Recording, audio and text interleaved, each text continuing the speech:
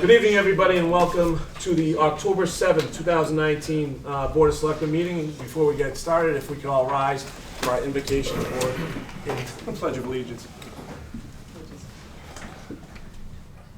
Almighty God, creator of all, we come to you this hour asking for your blessing and help as we are gathered here. We thank you for the many blessings you have bestowed on our community. Help us to work together and encourage each other to excellence. We ask that we would be granted wisdom and discernment in conducting the affairs of town government. And as always, those that chose to pray with us, we each pray to you in the manner that we were taught. Amen. Amen.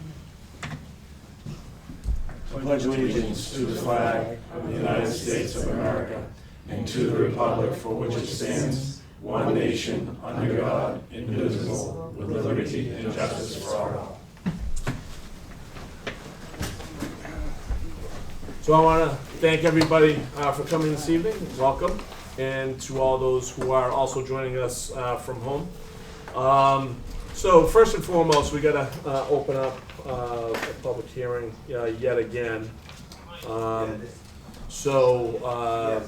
Yeah, I'll do this. I move to reopen the public hearing for SQF LLC, Tilson, request to place a new utility pole for an AT&T small wireless facility in the public right of way. Second. Okay, we have a motion to second. We need to open up the meeting, so roll call. Fire aye. Twist aye. Turning it. And Bonavita aye. So as we reopen this, once again, we are gonna have to move this yet again to a future date. Fourth,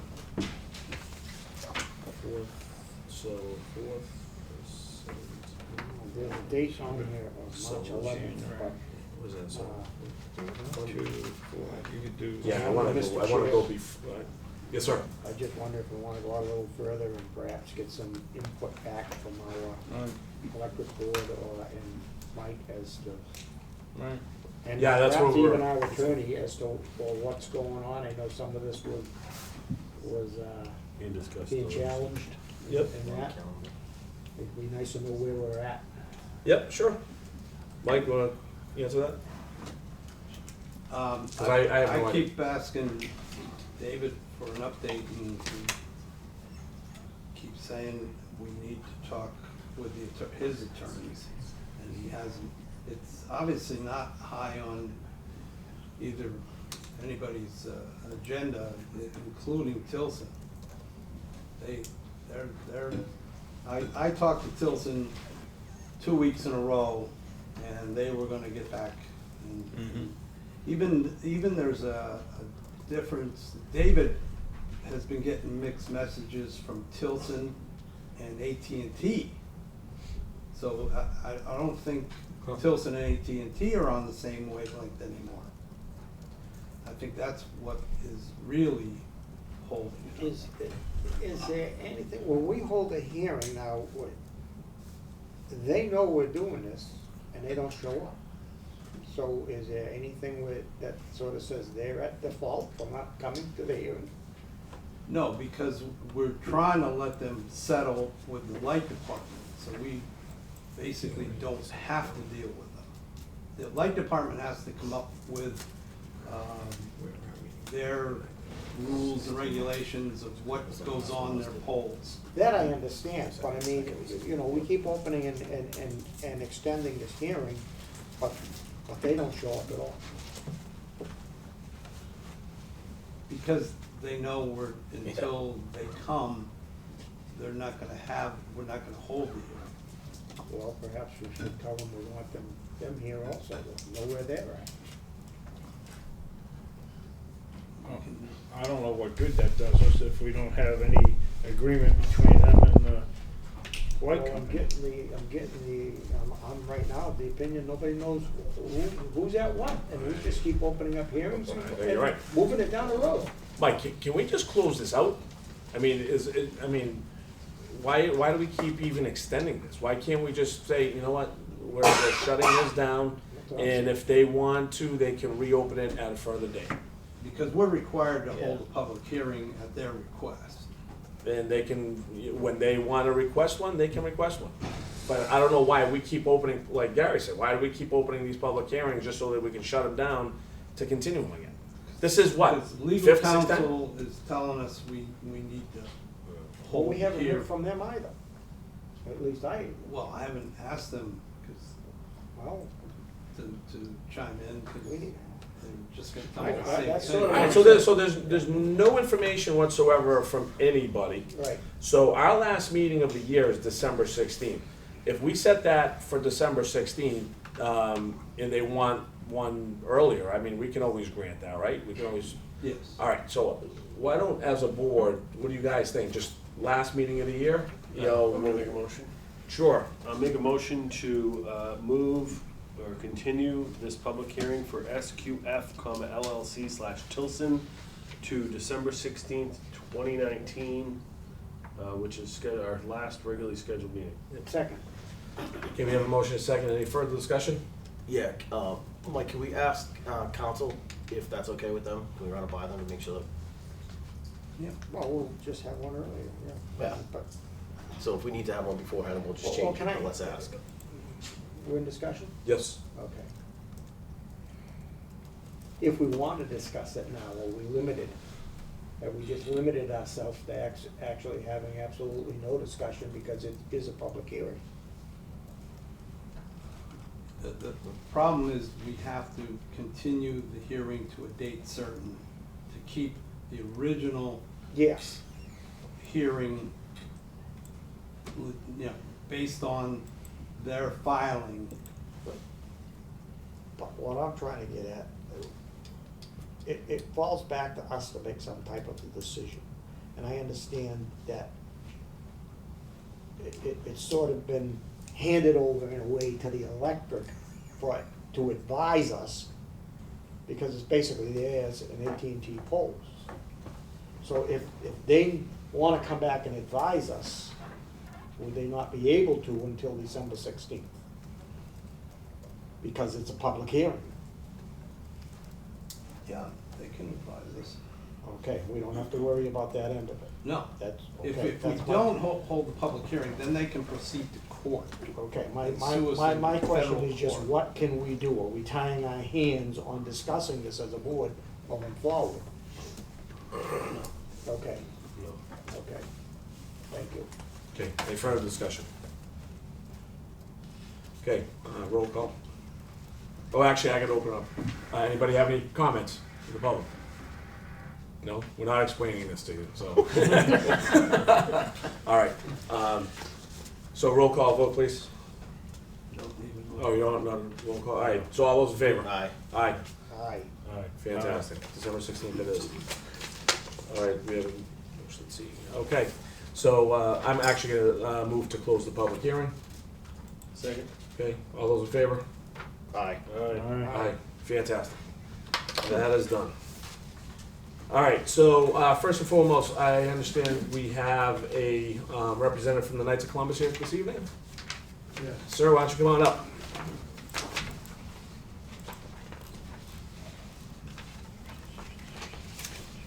How you doing? Good, thank you. Good, good. If you could introduce yourself, name and address, please. John Takers, 40 Spofford Street. Okay? Take a seat, John, Okay. please. Well, thanks for bringing me up. Sure. I come before the board every year representing Knights of Columbus. We do our annual, what they call Tootsie Roll Drive. It's a name we give statewide. They try to collect money for disabled children for their wheelchairs, glasses, all kinds of prosthetic limbs. And it's what we do every year. I mean, it's total 100% charitable endeavor. And I come before the board representing the Knights because we request to use the square on Saturday the 19th, I believe it is. And in front of town hall here. That's where we try to collect donations with, and we have, safety-wise, we have cones and signage, and there's never been any problem, and it's only a few of us that do it now, so there's no children involved or young kids or anything like that. So we're just getting permission I'd come before the board, then I'd go before the police department and get their approval after, if you say it's okay. Okay. So you haven't talked to them as of yet? I haven't talked to them now, but they Yeah. No, I usually- just tell them, They'll be fine. that I went before you, because sometimes they want me to, they say, make sure you see the selectmen before we do anything. All right, so with any motion, we'll just kind of put that in, Yeah. whatever. All right, What was the date? Saturday, October It's 19th? the 19th, I think it's the 19th, right? What, thought I know we had the But there was a Kiwanis. rain date question. No, yeah, No, but see, that's Kiwanis a is, Kiwanis. That's Kiwanis. Kiwanis is the following week, I They're believe. doing it on the 26th, all right, so there's no, all right. That's, And they're requesting a rain date for that. Yeah, we'll get to okay, that. so this isn't on our warrant. Yeah, exactly, this was, The agenda notes. That's fine. yeah. Okay, any questions from the board? No? Okay, if I can hear a motion, please? Make a motion to approve the Knights of Columbus Tootsie Roll fundraiser drive for Saturday, October 19th. With, With I'm sorry, pending approval. from- pending approval from Public Safety. Second. Yes. Okay, we have a motion in a second. Any other discussion? Okay, if not, all those in favor? Aye. Aye. All right. Thank you very much, sir. Okay, Good luck. thank you. Thank you. Good luck. Selectmen. So let's get, Kiwanis. Yeah, we'll get the Kiwanis out of the way. So if we move on from that. All right, so it looks like they're just looking for a rain date, so can we have a motion for that, please? Make a motion to approve a rain date of 10/27/19 for their toll on 10/26 as requested. Second. Okay, motion and a second, all those in favor? Aye. All right. Fantastic. All right, so, I know we have members of our youth community center, so if we could have some folks come up and give us an update, that'll be wonderful. You're welcome. Good evening. How you doing, Thank Michael? I am good. How are you? Good, long time no see. Indeed. Don't want to take up much time. I wanted to thank you all for, I know there's a warrant being discussed for the fall town meeting, and I wanted to clarify a little bit on that, talk about what we've been up to, and also wanted to thank Jim Demento and from Parks and Rec and Adobe from FinCom for being here tonight. So there's been confusion about what the ask is for, and I just want to clarify. The ask is only for $15,000 on the warrant for fall town meeting. The number was discussed at one point being higher based on timing of when the grant money was going to arrive. We've gotten word that it's coming soon. Mike might have some idea on that. It's not gonna be before town meeting. Not for town meeting, but we were looking at December, January. Yeah. The initial estimate was very late. Yeah. The timeline has moved up, if that's a fair statement. It's possible it comes before town meeting. Yeah, but, I got the contract today. I only was able to print it out, I haven't even had a chance to read it. The instructions were to have it back to the state by the 18th. I don't know how long it's gonna take them, I haven't talked to them, how long it's gonna take them to turn it around. But it's being fast-tracked, that's all I know. yeah, I mean, my feedback from who I spoke with is, there's very little chance by the 20th. For sure. All right. And that's why, so the ask from the town combined with the money raised from the Friends of the Youth Center is to fill in that interim Yes. period. The Friends of is going to raise about 15, plus if accepted, the 15 from the town is 30, which would be enough to get the doors open and rolling until such time as that money's available. Yep. Okay. So I know there's been confusion as to what the amount is, and I just want to be clear. Yeah, it is my contention that I'd rather put 45 on the warrant to be on the safe side, and then whatever is not used, it just rolls back into free cash at a later date. Okay. That's what I'd like to. That is your Yep. prerogative, for sure. So I guess, want to sort of talk about a little bit what we've done in the future, and then a couple of other comments. We had a fundraiser on the 27th. We had about 100 people from town, which was great. A lot of people finding out about the youth center and what it was and what we're trying to accomplish. And the thrust of that was actually an informational event, the fundraiser being second, but the bonus is that we raised about $2,500 at the event. Like I said, about 100 people came out, it was a fun event. So that was net. Net, correct. Yeah. It was a fun night, good job by everyone. Thank you, and thanks to the folks at Camp Dennison, just an Yes. awesome venue. Wish I could have been there, but we were at the theater. Yeah. Pardon me. Yeah. My wife's trying to give me some class. Is it working? Upcoming events, we are planning an open house for the community on October 17th from 7 until 9. That is a get-to-know-you event. We would love to show the space, have people come out, see what it is we're trying to accomplish once again. And we are in the process of inviting people to that, for sure. On October 18th, we are having a middle school dance from 6 to 10. Doug, you can come to that. My favorite. Looking for chaperone. October 26th, we are teaming up with the folks at CrossFit from 7 a.m. until 1 p.m. There's some schedules in there for a wellness event. And then October 28th, we would love for people to come out for a fall town meeting to come out and support it. All of this stuff will be going on Facebook shortly, and as well the youth center website is going to be, these details will be up there as well. And I think the last comment that I sort of had prepared was there has been a lot of discussion on Facebook in the last several weeks about the youth center and what it is and what it isn't.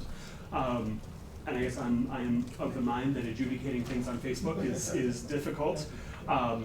We're happy to answer questions, but we're not able to answer questions that are beyond our purview. I think there were some folks asking about insurance and liability and this and that, and we are not agents of the town, and the last thing we should be doing is answering questions about how the town insurance works, because I don't know, and we don't, that's beyond our pay grade. It's our intention to answer as many questions as we possibly can so that everyone knows what's happening.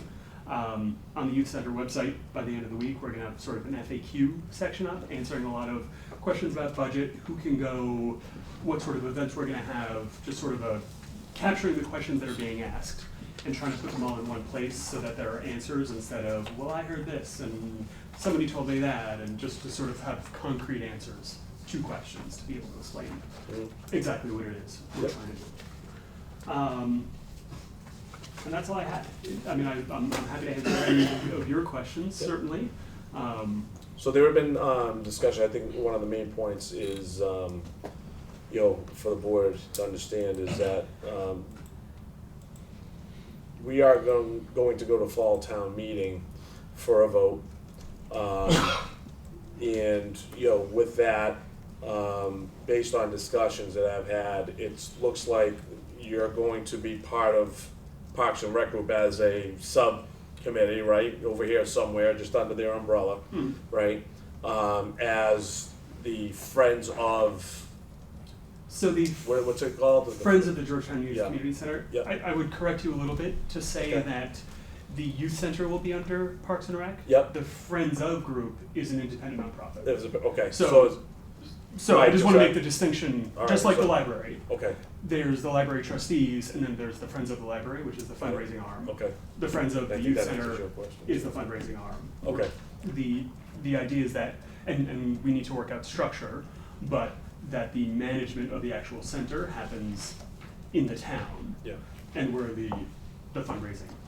So and I was gonna ask that, because that was a question, right, Kip, that you had, as far as the nonprofit status of that, how could that, perform under the town? For sure. So that's gonna be a separate entity off of, okay. I have no doubt that there will be crossover in terms of people, Mhm.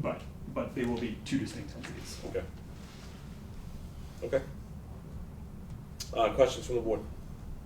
Go ahead, Gary.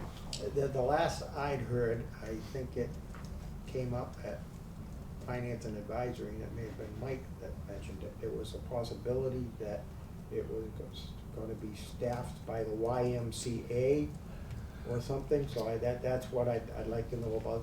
For sure. Has there been changes in the staffing plan There from when you were have been. last here? Of course. Okay. So when the state money was not coming in until who knows when, we were looking for an interim solution.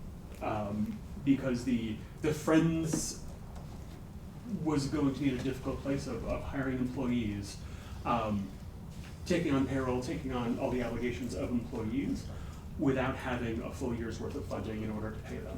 So we were looking at the Y as sort of outsourcing all of that in terms of the HR piece, the programming piece, the running of the actual center. Since the money is coming quicker than we thought a month ago, if not 2 weeks ago, the Y is sort of off the table. It was an interim solution that we don't need to pursue anymore. Does that answer your question? Well, yes and no, because that puts us back that, at the last meeting, we really weren't sure what you needed going forward for staffing. So when I'd heard that, I didn't realize it was interim. I thought you were maybe looking at a longer term situation, but you're not, so you're not looking Correct. at that to be a long-term situation. That is our. So then I guess if we're gonna be asking the folks again for, you're asking for 15, Joe would like to see 45, how is the staffing gonna be going forward? I mean, for the current fiscal year, or for 21? this is gonna be taking you through 20, I believe. Correct. This will be So taking this you is through through the end of June this 2020. fiscal year, 2020. Correct. So we've submitted budgets to, certainly to Mike, to the finance committee. It is a draft budget by all means, and the big change of the money coming earlier has changed just the timing of that. But we've submitted a budget for that, that we'd be happy to share if it has not already been shared. No, I'm asking not so much about the budget, but as a staffing. I mean, before you weren't sure, you thought you were looking for 2 people to staff it, not quite Oh, so I'm sure sorry, about the okay. director.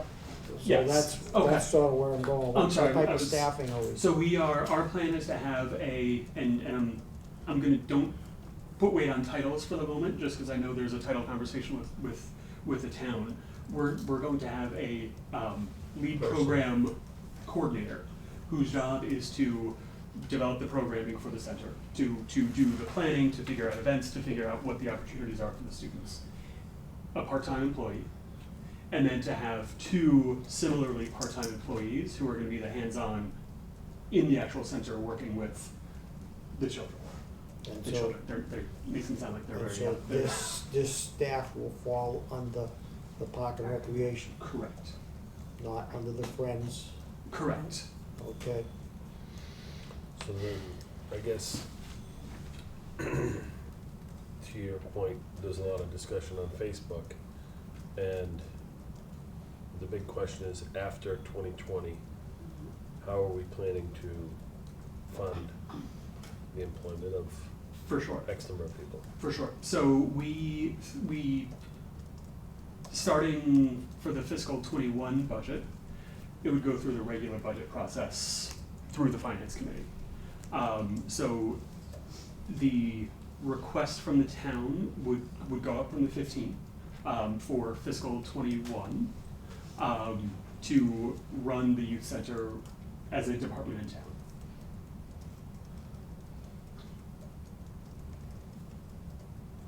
Anyone else? So the we go current through the structure's regular budgetary temporary. process. I'm sorry? It sounds like the structure to me is very confusing, and it's changed, honestly. So the way I look at it is that you've got a 501c3 organization that's funding a town department. So So I don't even know, Mike, is. It's not how do you It's do not. that? It's Well, not. isn't the money going through them? Where's the money No. going? No. So That- why that's- do you need that's the just- nonprofit then? Because that's basically, they go out for donations. So long term. That's the entity that can accept a donation or, some kind of contribution, from a business or something. Just like the along those library lines. has theirs. Just like the library has theirs, it's the same. So long Camp term. Dennison, Yeah, Camp Dennison. Long It's term, different. I think long term, the goal of the Friends organization is to support programming, much like the PTA does for the schools, is to be able to be that arm of, whether it's new physical equipment in the space, if it's, hey, we really like a April vacation programming, but we need financing for it, or summer programming, or, whatever that is, it's to be that sort of value add piece, but the actual operation of the center would be through the town. So, Mike, the other day I attended the fun run which was quite an event, by the way. Wasn't it? Came off pretty well. Sure did. Raised quite a bit of money. Mhm.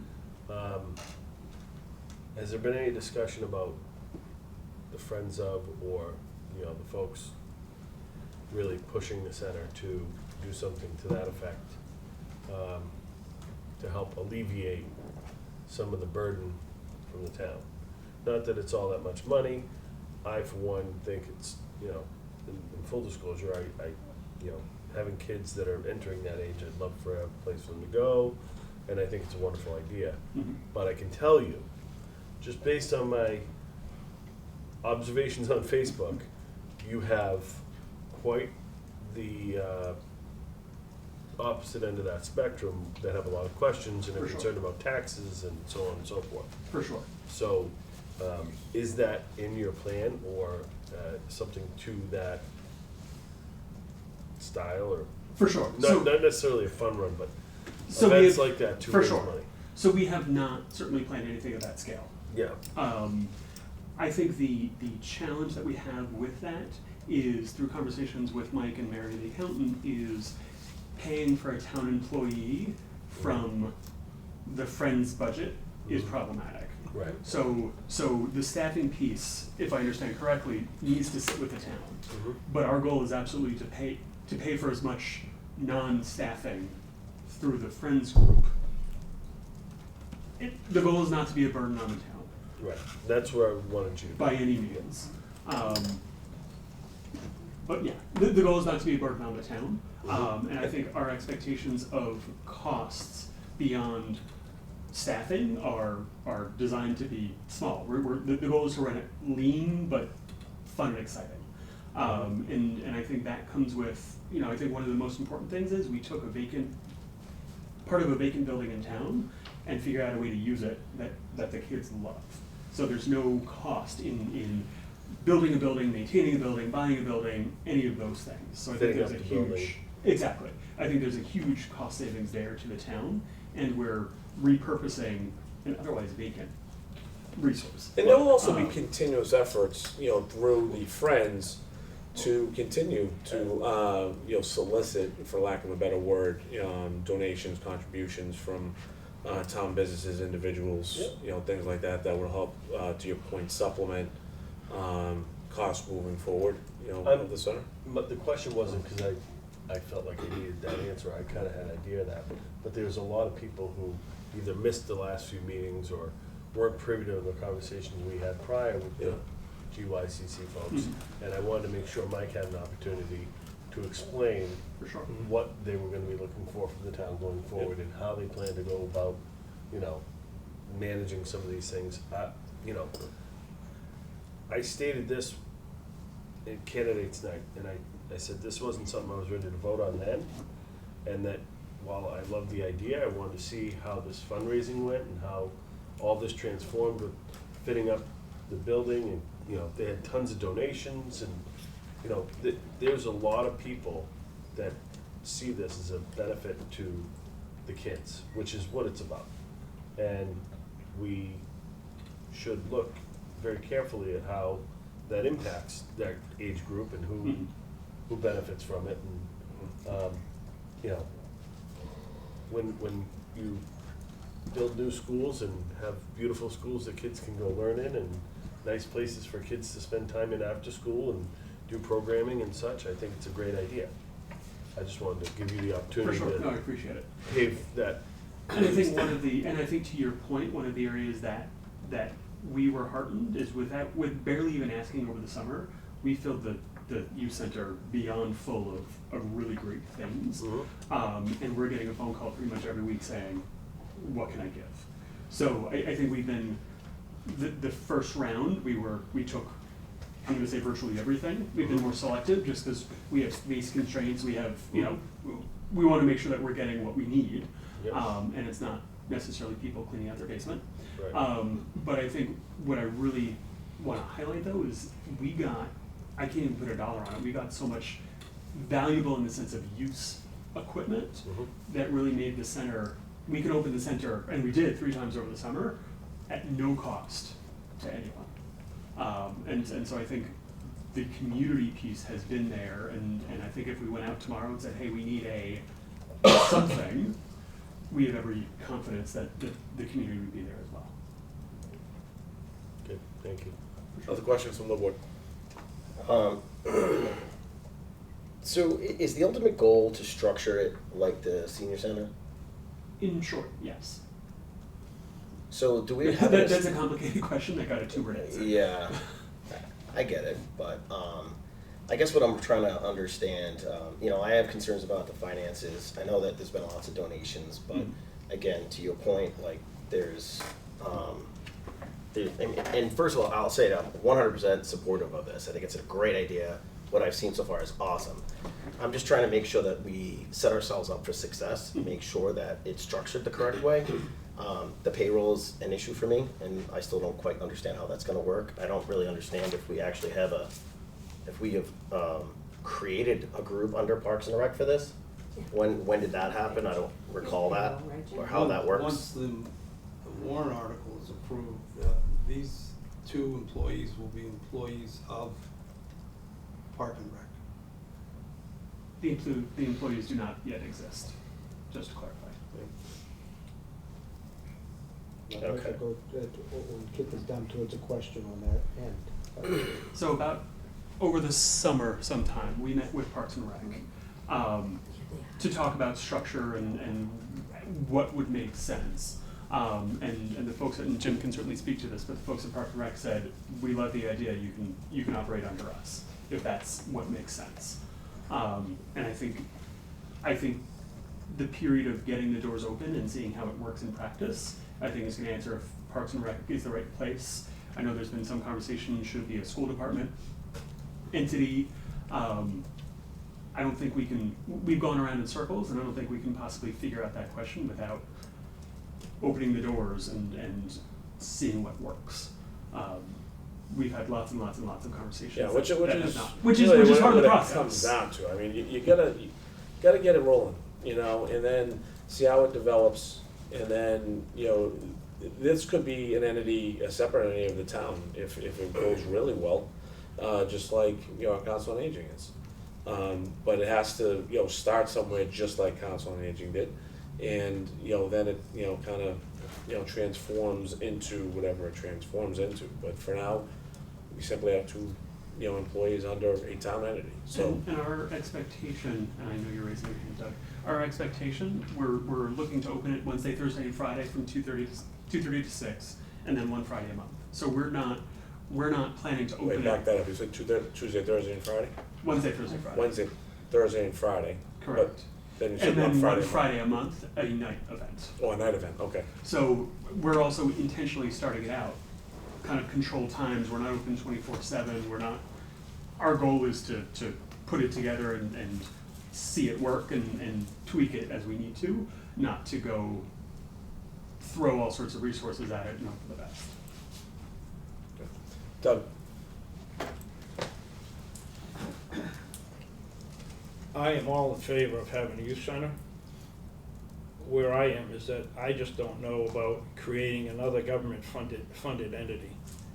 And I'm all in favor of maybe giving a hand up, but I don't know because I don't know how far into the future you all have created your business plan for. Is it just from now to June, or a year out, or 2 years out, or 5 years out? We don't know how it's funded, what your budget will be like. And, but I'm all in favor of having a youth center. Mhm. And if it could be funded purely by community efforts, that would be ideal. For sure. So, but what I want to know is, because the library has a teen space, Mhm. and does the middle school have after-school programming, Carol? No. Any type of Sports. after-school program, other than sports? I think there are a couple of clubs, Doug, that operate just in those. Yeah. They have like homework resources at the middle school for kids? They don't run them after school. Some of the clubs meet, believe it or not, 7 in the morning. Because a lot of kids that wanna play sports also wanna participate in clubs, so they have to do that creatively. But we have been talking to the library, Doug, because their teen librarian just left, and so they're getting ready to hire another one, and we said, well, before you go and do that, maybe we should talk about how we might be able to look at what programs can work at the library. They consistently have 40 kids in the afternoons.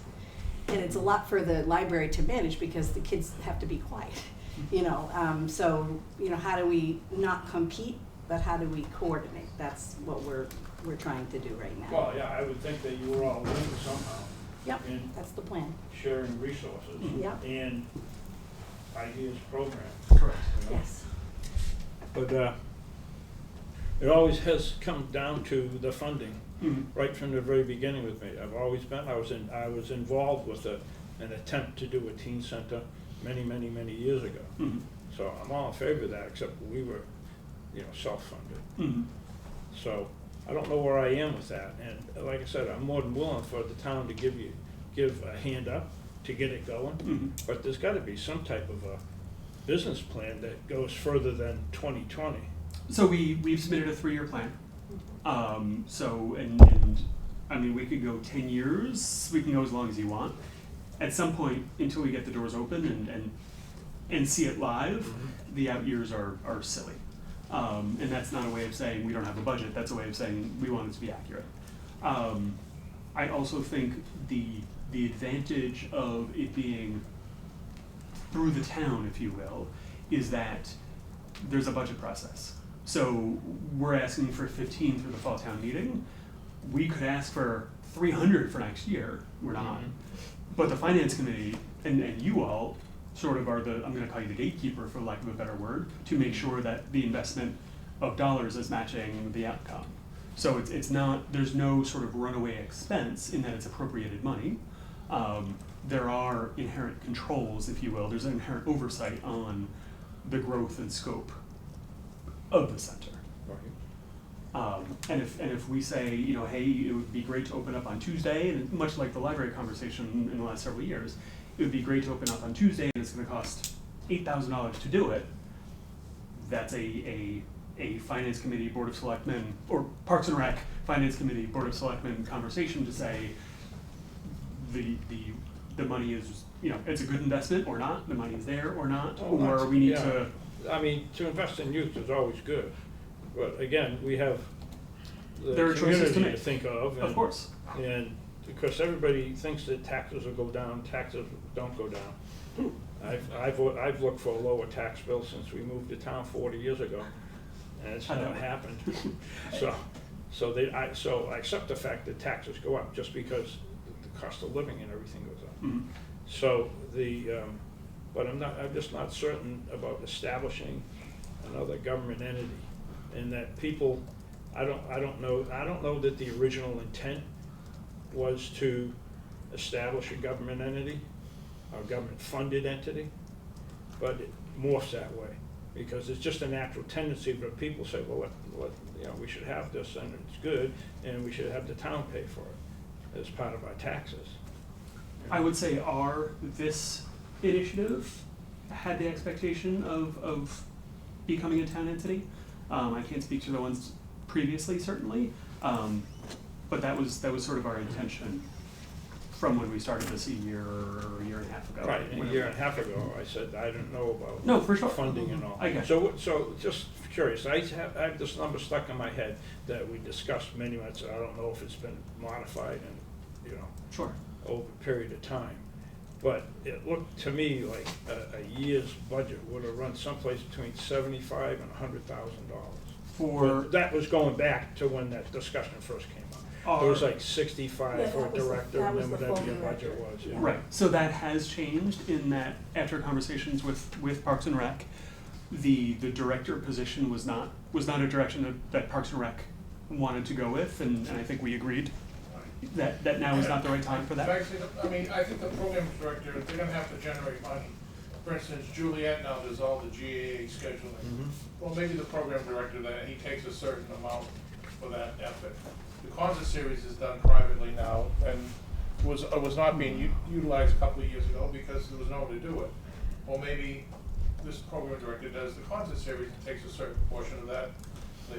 So the program director is gonna have to develop a yearly plan to generate funds, whether it be a road race or and that's up to them to prove in this year that they can, whether it's a walk after the first freeze out in the woods so you don't get ticks, or bring people in for a lost dog, so when people get the dog, people can, so certain things, it's gonna be the program director's job to, like you say, I agree, it's gonna be probably between 75 and 100,000. And they're gonna have to find ways to get there. But I think, like you said, there's been enough emphasis to wanna get there and try this. I don't think people in the town should be led to believe this is gonna definitely work, but I think we think there's enough chance that it will work. Well, based on the initial events that you've had, it certainly appears that way. If the kids come consistently and their needs, they perceive their needs are being met. That's right. But having a program director under Parks and Rec is a lot different than having an entity with a program director being under Parks and Rec.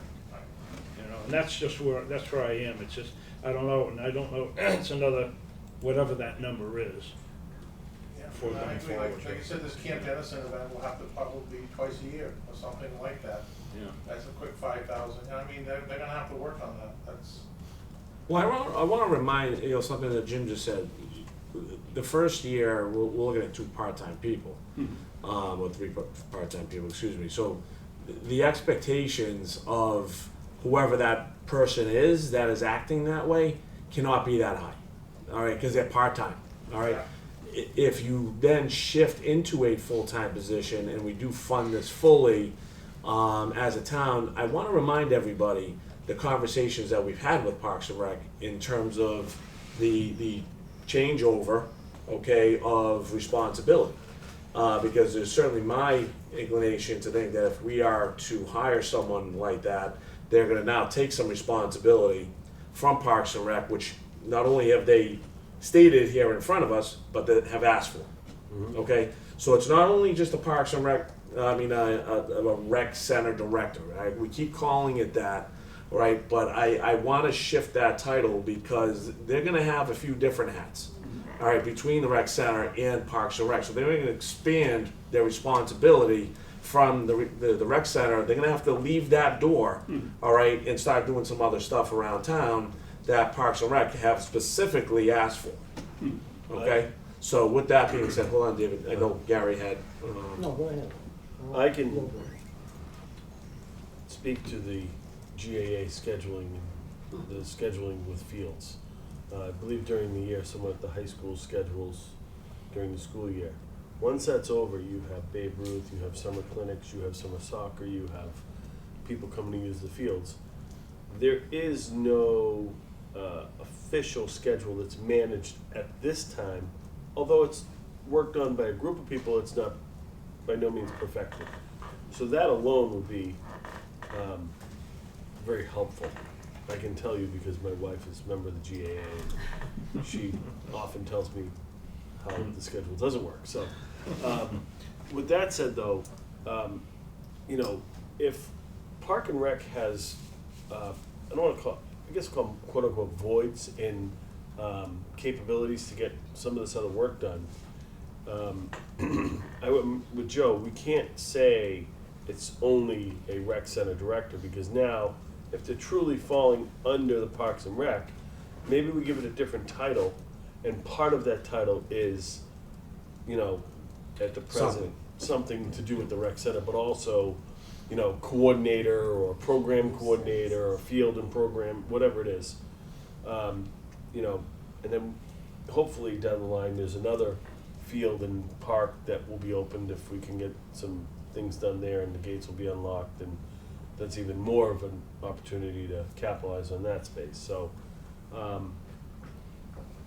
think you'd gain a lot more momentum if you were able to outline how that will help the existing Parks and Rec department alleviate some of those problems, because they do exist. And I think you should be able to go online, reserve the tennis courts or the bandstand or the certain areas and pay some money. You want to have a birthday party and you want to go down or just go down to the pavilion. You should be, keep on generating 10, 20, all these, someone wants to play tennis, but you go down there and notice that there's now pickleball there, because they can't see it online, where they can see it online and say, I wanna go in an hour, instead of costing me $5 to reserve that court. Well, it's worth it to them, they get dressed, they go down there, they say, it's my, it's my time. Well, and I still haven't forgotten, maybe starting to charge for parking for Yeah. out of towns. Yeah. And go to That's- some kind of, sticker program. We didn't get to it again this year because we have a lot, in front of us, but, if we actually go down that route, that could actually help subsidize, something we're doing as well. So that's additional revenue. Gary, go ahead. It still sounds like we've got a lot of management issues.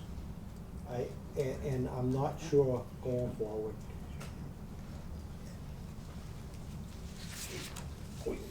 You came here and you were 2 part-time people and they would fall under Park and Rec. And then I said, well, what about who's watching over them? Well, yeah, there might be a part-time director. Well, now, what happens if you hire this part-time director, but this part-time director, when you want to go the step further, isn't the person for that job? Well, now, do we have to pay any benefits? Can we lay off the part-time person to get the full-time person? So I guess Mike, looking up, I realize he sees the question is more for him. Because that's, at the point, and the funding that you're talking about, if I can say, I think what happened at Park and Recreation was we were saying, what you're looking for right now, we really don't see as it falling within Park and Rec. And so we said, you may wanna just go and get the person that you need right now, because we don't see that person being able to do all of what we're talking about, because right now there isn't the funding for it. But then, So I then a guess full-time that's the person is first gonna question. cost What a lot more happens money. if further down the road, the funding comes along for more of what you're talking about, Joe? Do we just let that person go? Do we have to pay some unemployment and things of that sort? Do we find another position? It would be minimal as a part-time Yeah. employee, Okay, okay. but yeah, you can, plus the part-timer can apply for a full-time job too. If they meet the qualifications, and if Right. we get there with the funding, yes. But I mean, this has been, I've been involved here and on Park and Rec, and although it wasn't quite as good as what Mike made it sound out like. I mean, we all agreed, yes, it fits under Park and Recreation. We write, Park and Recreation right now has a guy, Rick, what's his name? Mandala. Rick Gandala, that's been doing this sort of thing for probably 20 years or so. Yeah. Okay, Now, now, that's who it was when we were doing that teen center. yes, so, so for that, we feel that it falls under there.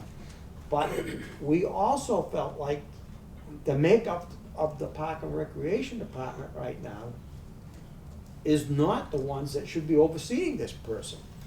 And again, I see no appointment here for Park and Recreation, and when we brought it up, we'd say, we need somebody to get involved.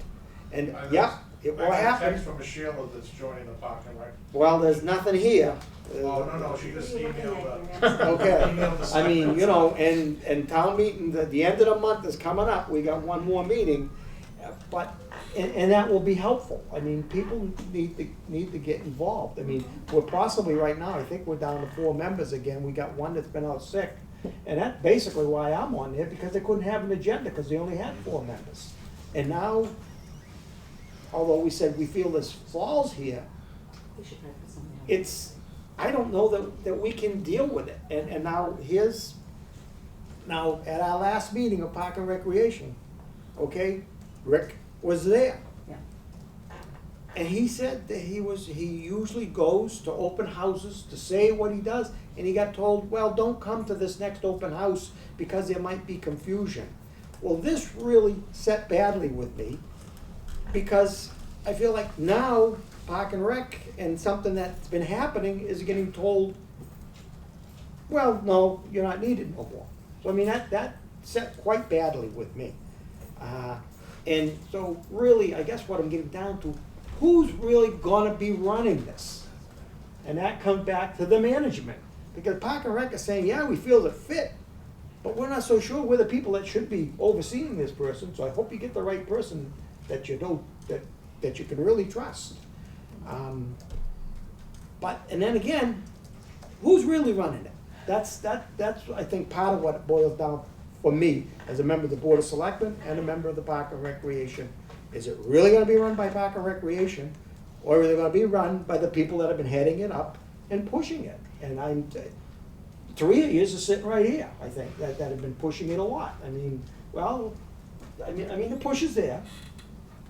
It's, you know. I'll tell you straight out, I'm pushing. Yeah, No doubt and about that's it. okay. I have mean, no so, problem with and that. I thank you for the honesty. I just Carol, have, go ahead. I just have a question here, it's making me think about something. So, the senior center, right now, so the senior center has a director, right? Who does Colleen report to? Us.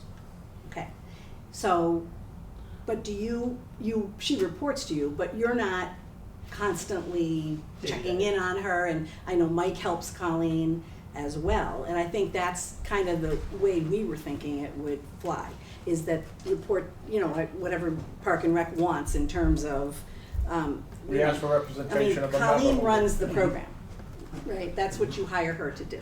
So the thought here would be that the town would hire the director, and the director would function similar to what Colleen is doing, planning the programs, making sure everything's taken care of, coming to the board and saying, these are the things that are happening. This, you know, they would take care of the payroll and all that kind of stuff, and the person would come and periodically report to you as a member of the board. So we really are trying to keep that to be a similar parallel, because that seems to be a model that works. Yep. So, welcome to moderator service, how are you? Sorry, I'm a little Thank you bit for late. being there. So I'm a little late to the discussion, but I was under the impression that the entity, the nonprofit, was gonna hire or enter into a management agreement with the YMCA who was gonna run this. Is that off You the missed table that now? part. Yeah. Okay, well, that's the question. That happened 30 minutes ago, and it's not All happening. right, well, that's, You know why? Because their fees to do all the Yeah, it makes sense, administration are Okay. significant. So then it's easier to have a town employee, you know, make it a town employee spot, because the dollars, the town just can't give the dollars to the nonprofit to do it, Exactly. right? Okay, so there would have to be some type of grant agreement set up between the town and the entity. If the entity was gonna go ahead and hire somebody Yeah, and be part of, an employee of the nonprofit, which Right. opens up a whole nother can of worms. that's what they wanted to So- do, David, but so the only- that's yeah. the reason it's not open already. Yeah, the only way I see this is that if you're gonna hire an employee, they have to be an employee of the town. Yeah. Yep. Which is, no doubt about it. All right. Go ahead, Mike. As I mentioned earlier, the real way to compare this is with the Camp Dennison. The Friends of Camp Dennison actually run Camp Dennison. They do have, there is an employee, but that's an employee of the Conservation Commission. And the Conservation Commission runs Camp Dennison. It's their, they own it. And the Conservation Commission approves all the spending that gets done there. Even from the Friends. The Friends have their own account, but it goes through the warrant. Well, it doesn't go through the warrant, but the Conservation Commission okays all the bills. So I see the Parks and Rec Commission approving all the spending. And they can manage the actual center. Because we allow Friends of Camp Dennison to run the center. They charge, they keep the money themselves into their treasury.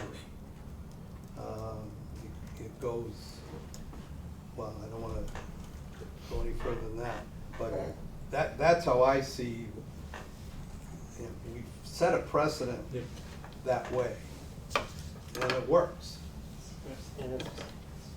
Go ahead, Gary. The senior center also doesn't just answer to us. There's a board, and they have monthly meetings. Right, And they send back a monthly report to us of those meetings. yeah. Now, I guess that could be us. I mean, I'm not trying to make it out like I'm against this whole thing. I mean, we Park and Rec voted unanimous, so yes, it should fall under us.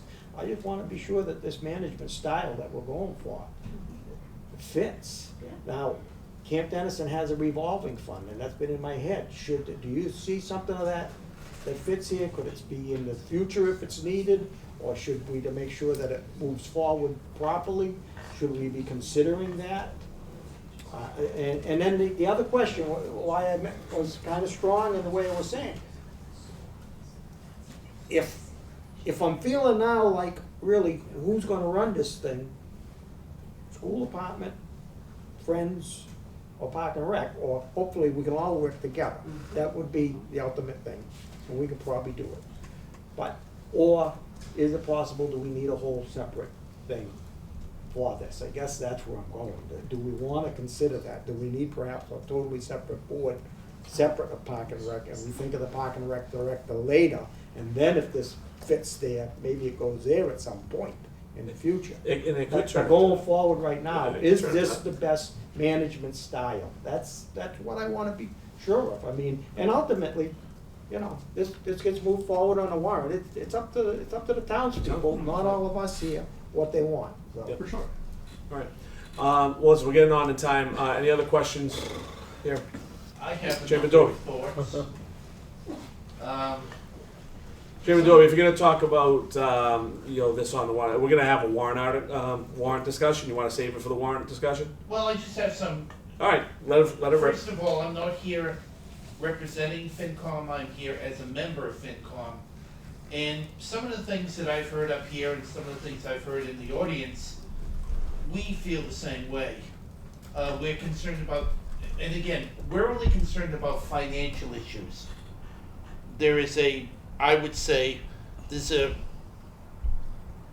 support of the concept in FinCom, but a concern about what Doug said and Gary said about cost controls, particularly over time. We're concerned about things that we think may be hidden costs, such as any type of ADA type of issues that may come up, security issues that may come up.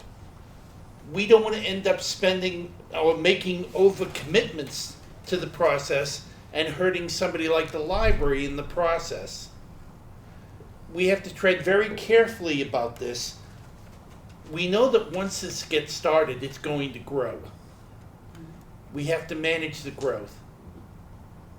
We're in support, I'm in support of it, the town is in support of it, but I would just want to make sure that we have financial control over this beast, because it will grow, and it's going to be different than what we're thinking about right now.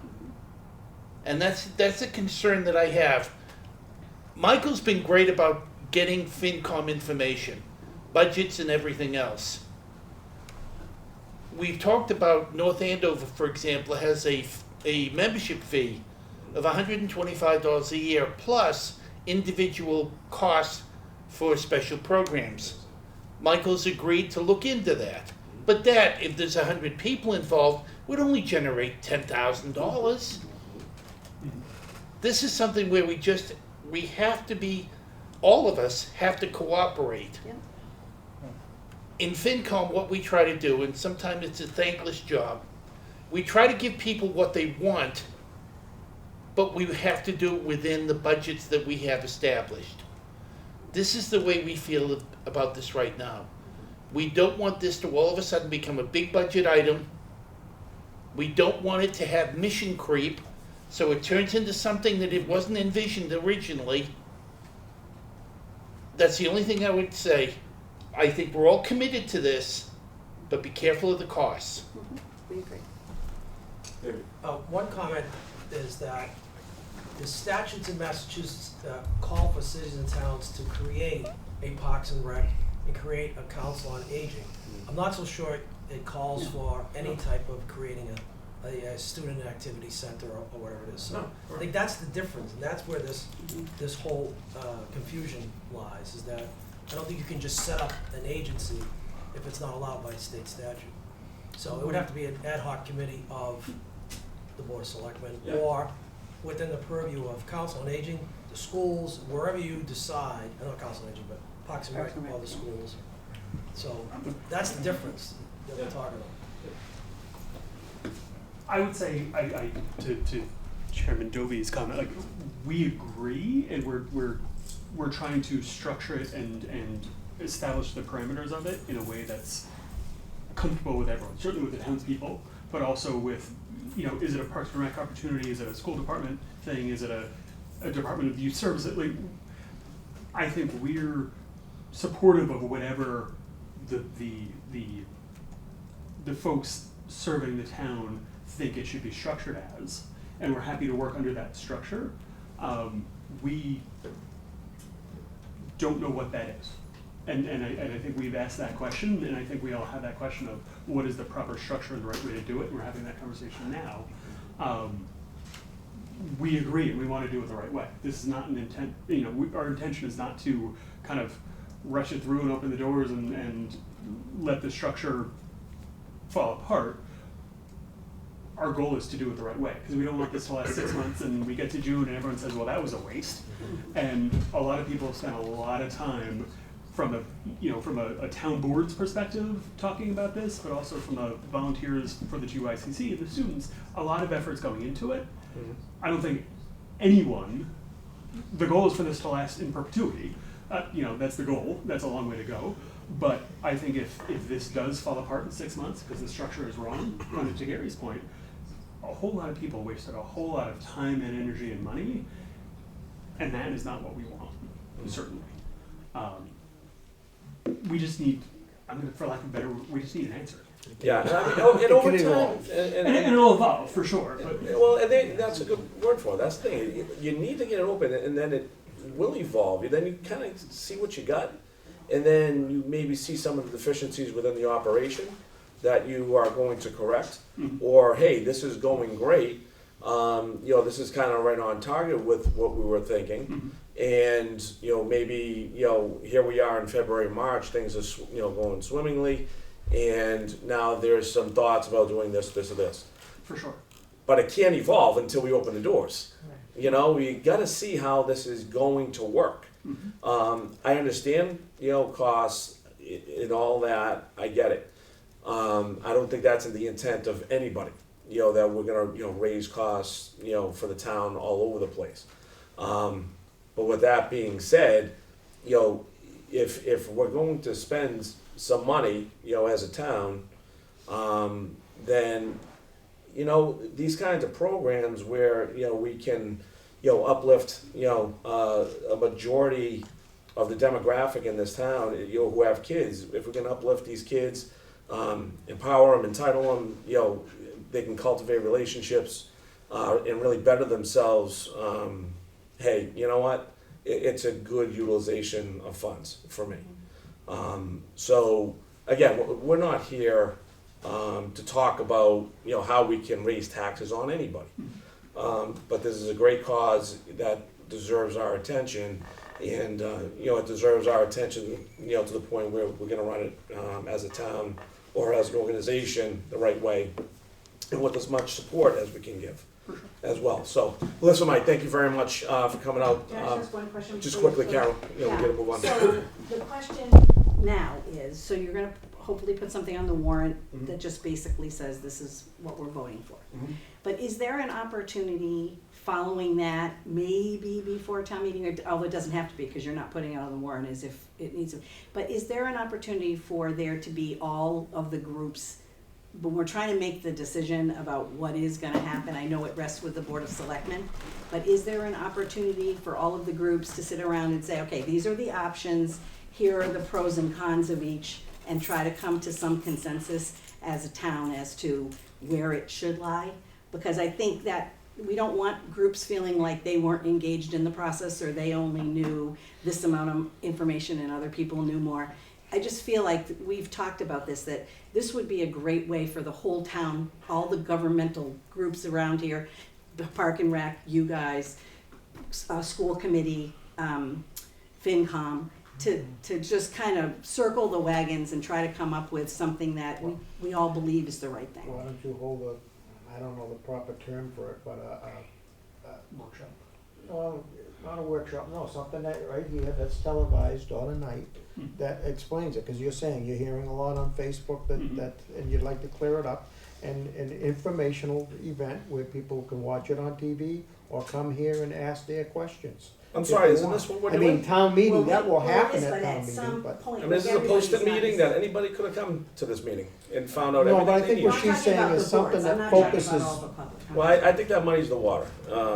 We're so far, into this, I don't know if Okay, that's the well, right that's thing to totally do. No, up I to think you, what she was but saying is- anytime you put everybody together in the same room, Yeah, I come up get with a it, but better maybe project. afterwards. Well, you maybe ought to have There's too one- many discussions that can happen. and, one Well, so- that's the Speaker at problem, town is there's meeting. all these discussions go and there's not one Thank you. discussion, so that's why we keep feeling like we're circling around. But I think right now, we're at a point where, I think, based on all those discussions, those 3,500,000 discussions we've had, I think we're at a good place. And I don't think we need to have, another million discussions over, well, we could do this, or we could do that, or we could position it this way or that way.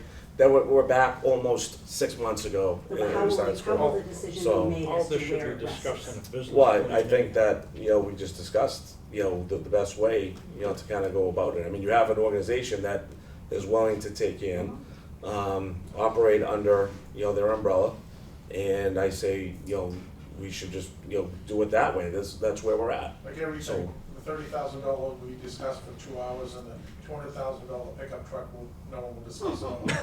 So this is, Okay, that's that's fine. typically how these town meetings go, Yeah. right?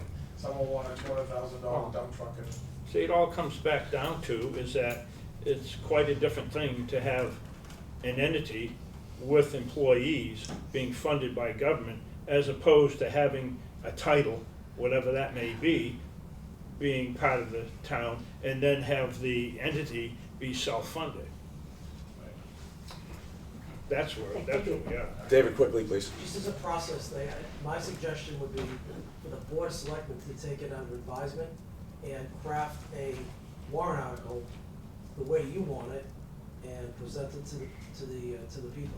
I think that's the way it should go. I mean, because there's no, it's either, you assign it to the school department, you assign it to Parks and Rec, or a similar setup to, what do you call it, with a revolving account, which would create another warrant article, the same way as Camp Dennison. But I think the decision rides with the Board of Selectmen. Yep. You're the ones putting the article on the warrant. Okay. Michael, thank you very much. Thank you. Appreciate the Thanks, time. Michael. Appreciate it. Good discussion.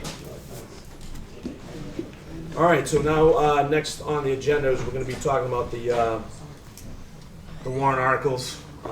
So I know, Ed, you wanna come up? Wayne, you can come up too, if you like. I got 3 here. Chairman Dobie, how we doing?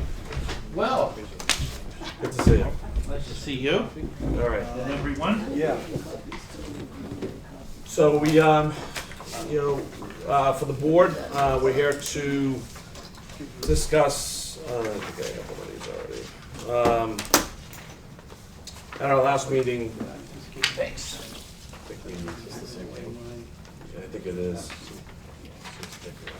Yeah, I think it's the same thing. Dave, you have one of these? David. I have one that Janet. Can you pass one of these down? Look at extra. James. It Changed, all right. That's why. Wow, it's a lot thicker than the 2 little page Yeah, and a yeah, half thing I Is that had. right? Yikes. Well, this Thicker has, than the one I got here. Yeah. You got another one? Yeah, here you go. Yeah. How you doing? FinCom with these. Have a seat. Don't be bashful. They have to post a meeting if they do that. We don't have. No, it wouldn't be a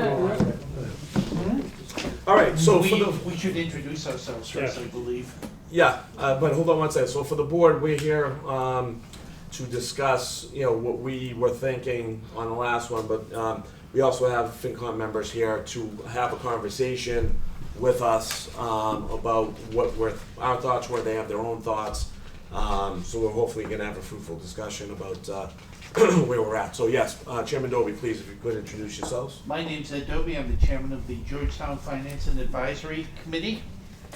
Alicia Raspa, I recently joined the Finance and Advisory Committee How recently? the month ago? 2 months ago? Wow, you're thrown into this, huh? Sweet, all right. All right, so I think the best thing to do is just to go through the articles, just to make sure that we kind of touch upon, you know, every one. So the first one, all right, amendments to the fiscal year 2020 operating budget. Do we have any discussion on that, Chairman Doby? No, Okay. we voted on both of those issues. Yep. And the holiday lights, we had, I believe, 5, 4, and 1 abstention. Georgetown Cares was unanimous. Okay, fantastic. So we can go to Article 2.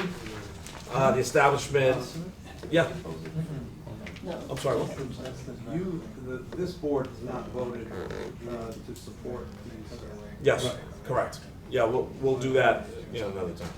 No, Can- we only have do it. tonight. No, I know, but I another time meeting after the conversation, if that's all right. Or do you want to go one by one? I don't care. I'd say that. It would save time. If we're in agreement, All right. we might as well. All right, that's fine. As long as, board, we okay with that? Yeah, I'm okay with that, but All right. I wanna throw something out there. Yep. Okay? I asked some time ago, do we really need to have a fall town meeting? And I was told yes, because we really want to establish, what it would be Article 2, okay? Mm-hmm. And, okay, but here we are establishing Article 2, but we're not funding it. So I would really question, other than perhaps now, the other thing, do we really need to have a fall town meeting? Could we save the money? What's the real reason? To Establish it. approve all these warrant articles.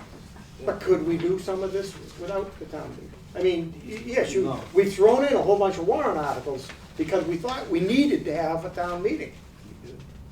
But now, do we really need to have it? Because the reason that we were gonna have it was to establish the sped fund, and I thought, fund it, we're not funding it.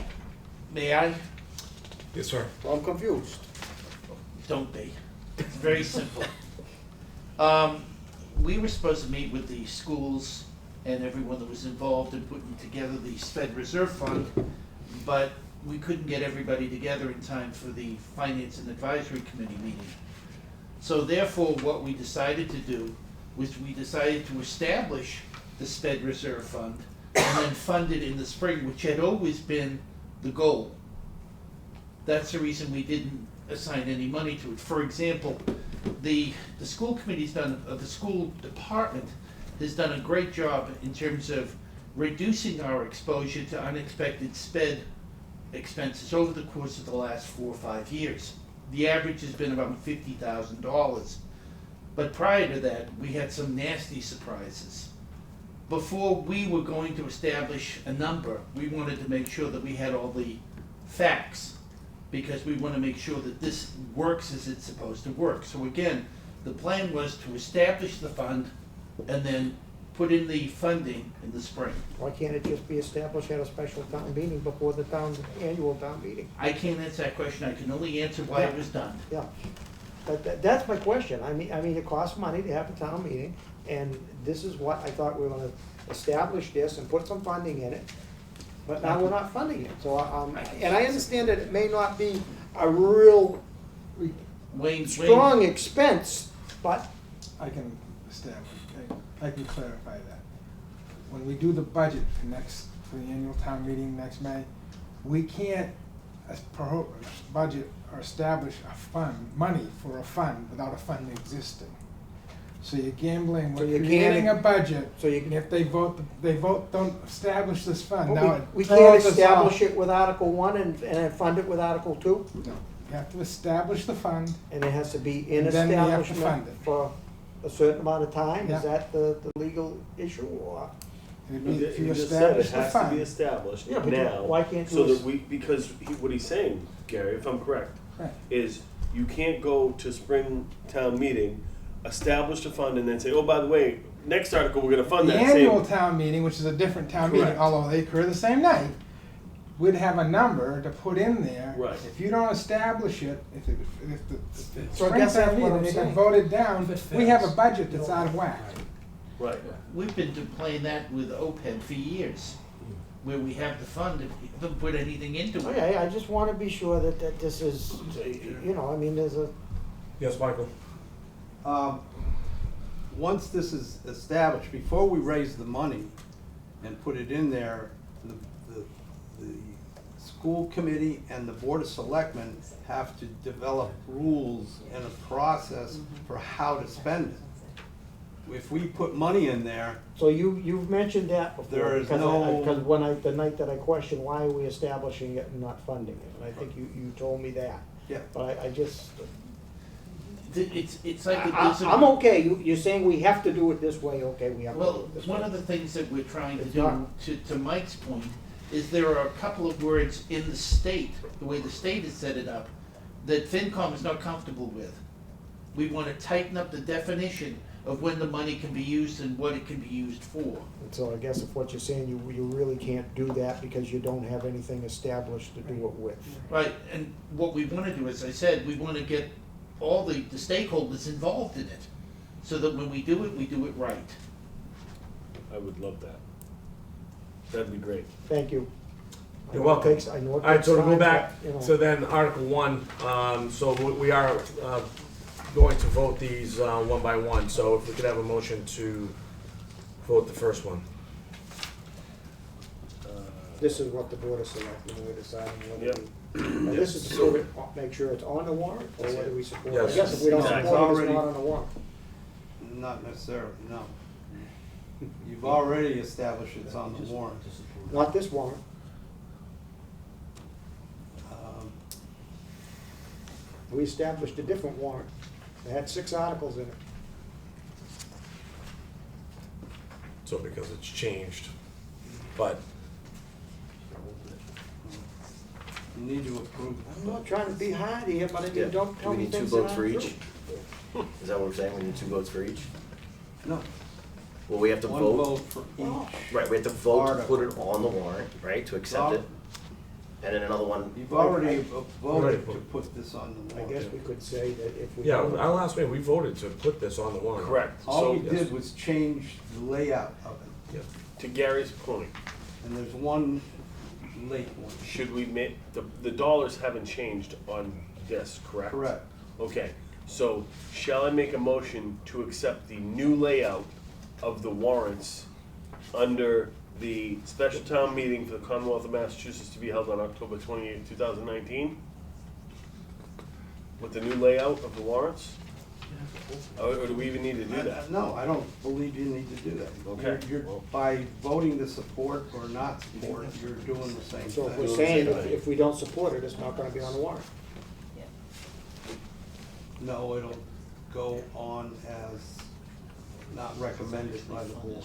But we haven't approved this warrant. No, we haven't. Well, we've approved I think articles Kip made a within good this motion, one. and that we should follow through with it. I mean, I. No, you didn't make a motion. I I thought he did. didn't, no, I didn't make a motion yet. I mean, I'm sorry, David made it. No, I said, should we make a motion Oh, okay. ex- Should we? outlining, et cetera, and Mike says we don't have to do I it. don't think that can hurt. Well, his point is valid. Everything in here that we discussed and agreed upon last time has not changed. Outside of one new one. Outside Outside of that one new one, which at that one, we should make a, there should be a motion to approve, to put on the warrant. And then a motion to a motion approve the to amount. approve it. Okay. Mr. Chair, if I might, David? I think you would have to vote to open the warrant again, put the new one on, and then No, close we're the told we don't warrant. do that no more, David. No? We used to do that, but we don't do it Yeah, that way no more.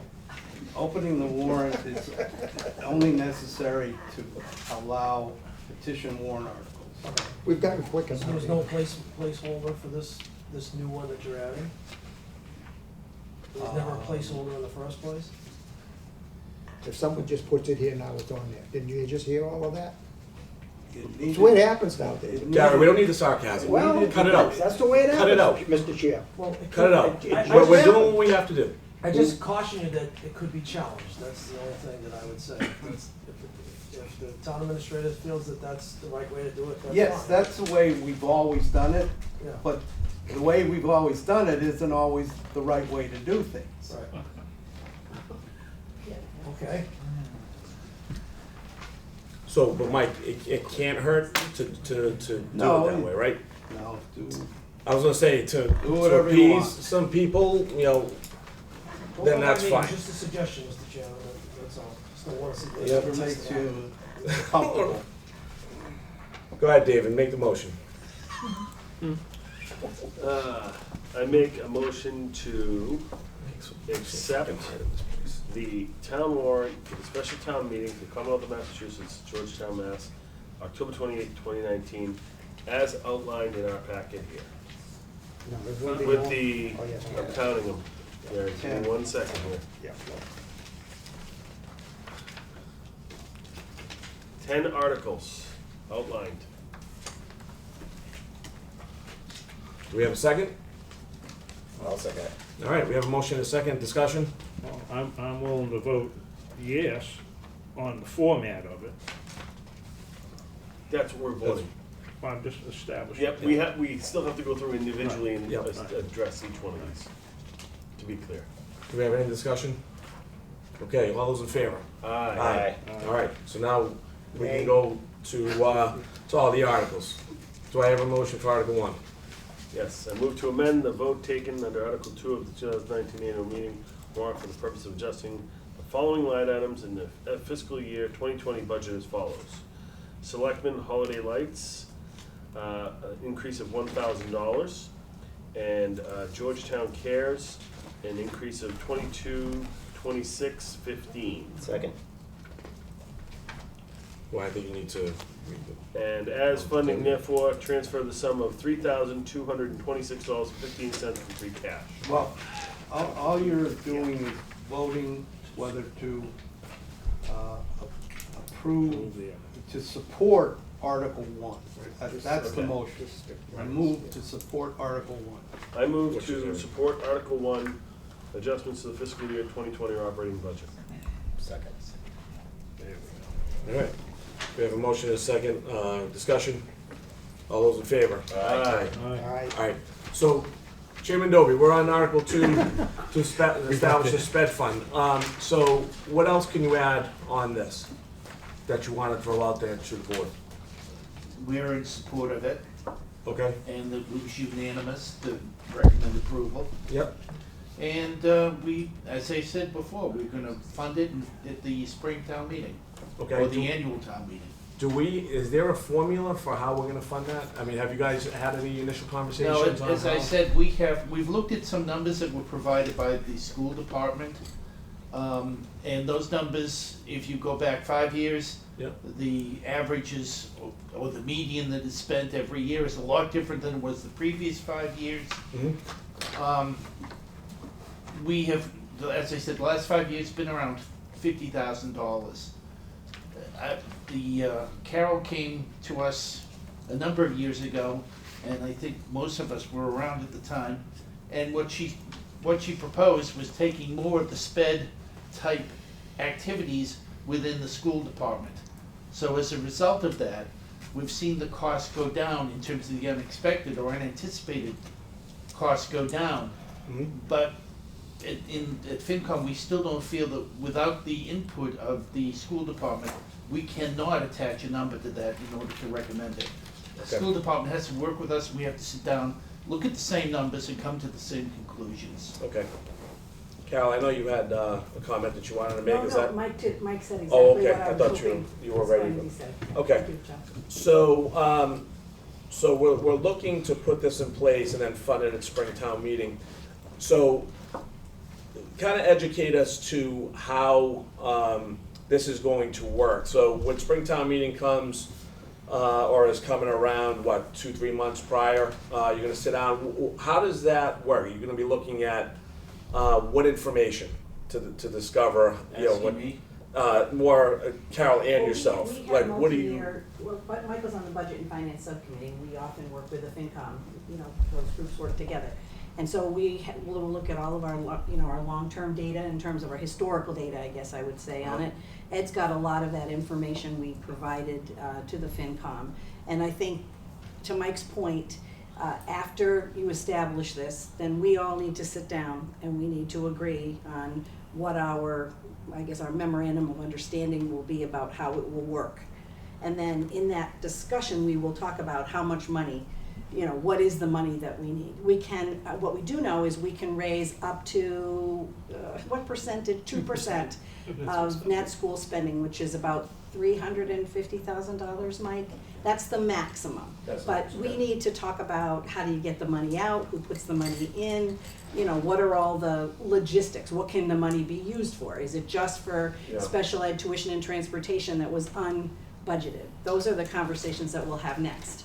When do you find out who's coming off of, if I may call it the list of cases that we have? When do you find that information out to make a, say, educated determination of what the needs are for the following year? Well, we have a spreadsheet, Joe, that basically lists every one of our students. Right, currently. And the year that they will, Come off of the list. Come off the list. But then when do you find out? I guess how often do you find who's coming onto the list? We review that list. Is it a monthly at least thing, or is it- quarterly, with the special ed directors constantly meeting with the business manager. Okay. We know that information when we build the budget, because remember, we don't build extra in, we build exactly what we know. So we know that. So we could say, okay, we know that in the year 2024, there are 5 kids that are gonna either age out or graduate. Okay. So we have that list out probably 8 to 10 years. Yeah. And on the flip All of the current kids we have that information. And on the flip side, a family could come in Sure. tomorrow, That's what we That's can. right, and you have no idea. We add those Yeah. people in, so Yeah. that they just keep getting added to the master list, and then we go. But we look at special ed costs 3 years out. That's where we start. We look at it in 3-year increments, but we do know which kids would arguably come off the ranks far out from 3 years. And so there's no formula that, say, FinCom is looking at, in terms of funding this? It's Nothing going no, it's based on, as Carol said, historical data, Okay. and whatever information they have in terms of if there's a potential for another student going into the program. But there again, that's what the sped stabilization fund is all about. Sure. We cannot predict certain things. Okay. Done. I'd just like to say that I think this is a good idea. Having been involved with special education in town for over 20 years as a member of a Special Education Advisory Council and a chairman for 10 of those years, I wish we had something like that, because there's so many unexpected special education expenses, and many times, although I don't believe it's done on purpose, but many times special education is pitted against regular education because of some of these extraneous costs that you just have no clue over where it's coming from or if it's coming. So I just want to say that I think this is a tremendous idea, and I hope that we can come to a good number to fund that with for things like transportation. Right. To be honest with out of you, district. though, what this has been is a process.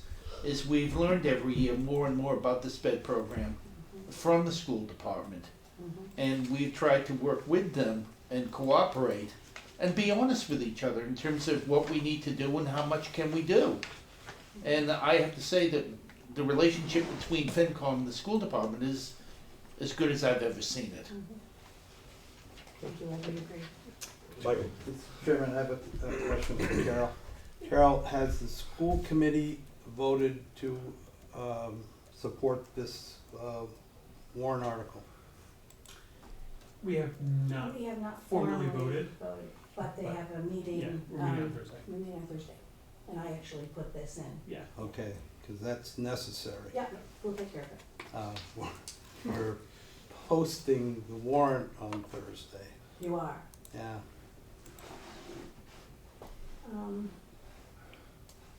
So it's necessary to be, Well, On this? They need to. because It's there's just, nothing to vote on if they need to. well, vote. we won't be able to say on the warrant that the school committee supports this. Oh, They can, I'd be happy to say from the. Yeah. yeah, they would have to Yeah. Michael make can- sure they announce that at the meeting. Okay. Yeah, we can easily do that. But we are gonna vote on it on Thursday. Okay. Other comments? Yep. Anybody else? No. Okay. We could get a motion? Okay, I'd like to make a motion to, I think we just, to approve Article 2, to establish a sped reserve fund. To support. To support.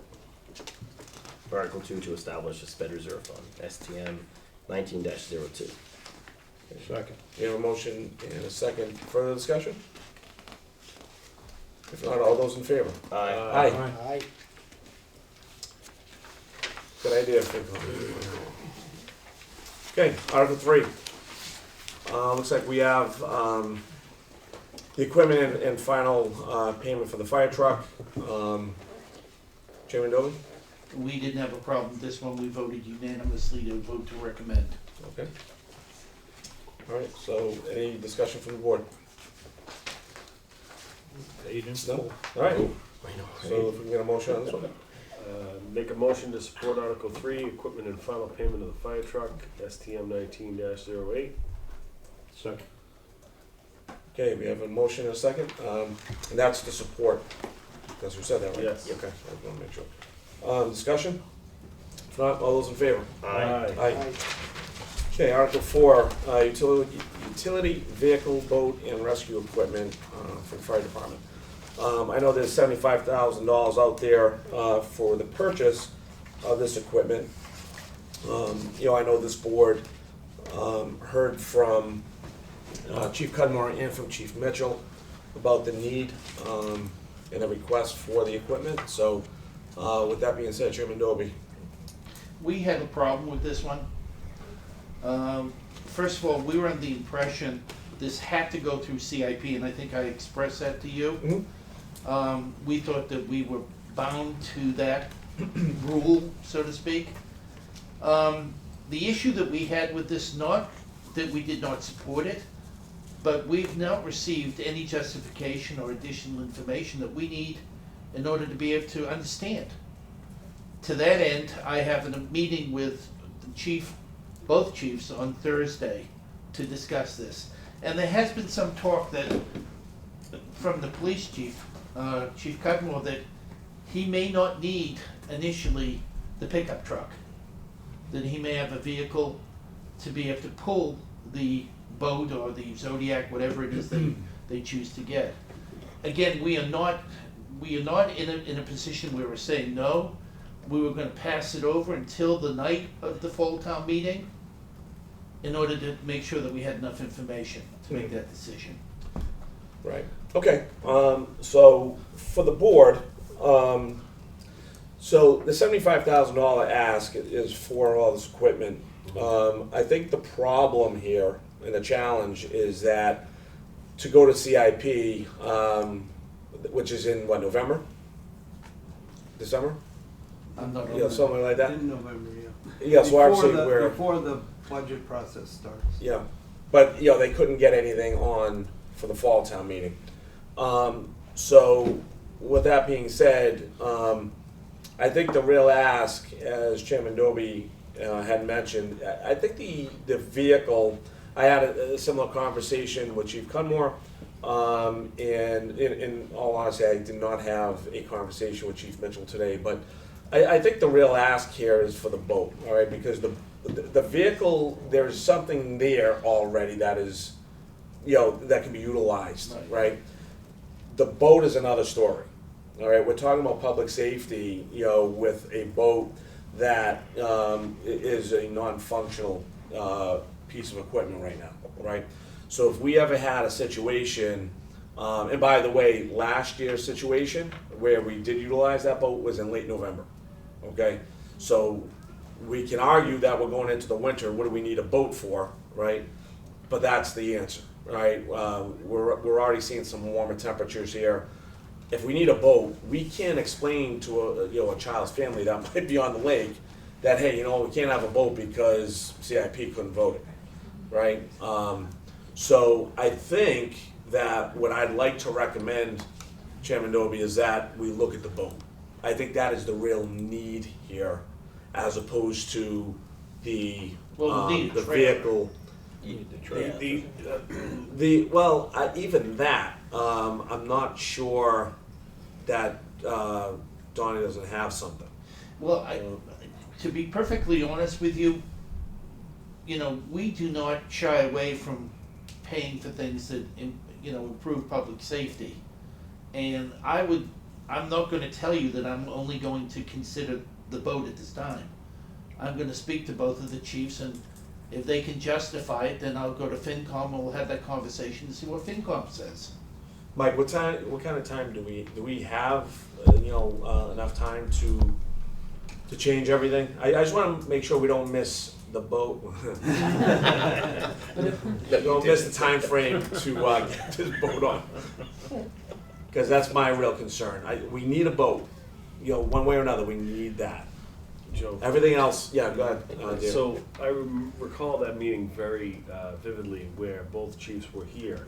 And the issue was that the boat and trailer needed to be purchased because the existing trailer would not fit the new boat. The new boat is needed because, one, it has handles, two, it's very light, and it's very versatile. And it's wider. And it's wider, which can accommodate firemen, police, etc. The further conversation relative to the boat was that, as you know, some of the ponds are not as easily accessible. Rock Pond you can access from the former Tin Lizzy restaurant, and that while that's one spot for that lake, the one up towards Baldpate that we share with Boxford is hard to access, and most importantly, Pentucket Pond, the one small, I wouldn't call it a ramp, I'd call it like a trail, is overloaded with, And it's private. and that's private, it's overloaded with weeds and algae and whatnot, and it's hard to get a heavy boat through that and Right. do what you need to do. And we are aware of that. Yeah. The question that I would ask is it possible to split out the vehicle from the boat and the trailer? I think they gave us a number, I think the truck was what? We were under the impression it was close to $50,000. Yeah, that's what I think too, it was like 50 to 55,000. And then the remainder was for the boat, trailer, motor, all the stuff that came with it. And therein lies our equipment. Oh, I'm sorry. The problem we had was justifying a $55,000 or a $50,000 pickup truck, Right, when we know we're dealing with something that's much lighter. right, and not to, I don't wanna take a stance here on, safety but I do know that the chief, the fire chief had explained that, with the, upcoming rail trail issues and people using those trails, if there were a brush fire or somebody flicked a cigarette or something like that and created a fire, they don't have a vehicle that they could get down there, and this new truck would have some kind of mechanism on the back to put out a fire. I'm not saying, In all due respect, I'm not. I don't see any of that here. Again, I'm just telling you what was said at the meeting. I agree with you, the boat and the trailer and the motor were one package, the truck was another. So I'm just trying to clarify what was said when we originally fielded this request. Did you have something? Go ahead, Gary. Perhaps we need to do a similar thing and just bypass this and wait for town meeting floor. We will have more information at our next meeting.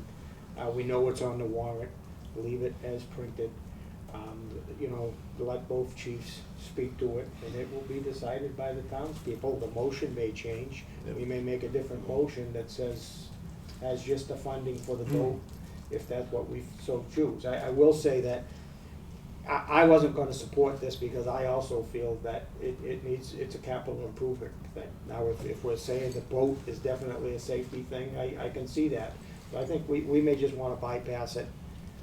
Yeah, I mean, Get more I'll say information. this about it, and I agree I even had the first meeting, if you remember, I had a question for Chief Mitchell about the truck. I mean, because I even said, why can't we get even a used, truck? But I guess it pertains to the equipment that you have to put on the back, skidders and whatever it was. I'm not, yeah. So, with that said, I have my reservations about that process. I know, it being a capital improvement, that might be something that they do want. That's why I say with capital improvement, they can go in November and maybe buy that vehicle with the feedback that Chief Cudmore gave us, right? And then maybe have the boat stand alone, which, I guess can happen, on town floor if we decide that, but we just need the numbers, I guess. So, Yeah, I, to your point, if it were presented the way you presented it, then we'd be talking about this differently. But that's the problem when you get these requests and you're given next to no information to justify it. Wayne, go ahead. Could the CIP meet between now and town meeting and make a recommendation from the floor? Well, they don't have the funding. No, they don't have any funding, but they have to make a recommendation, because CIP Okay. was established through a town meeting vote years ago. They don't fund it, they just recommend. Well, there is a fund, They just but recommend. this isn't under it, yeah. So it sounds like we have a lot of different, moving parts here.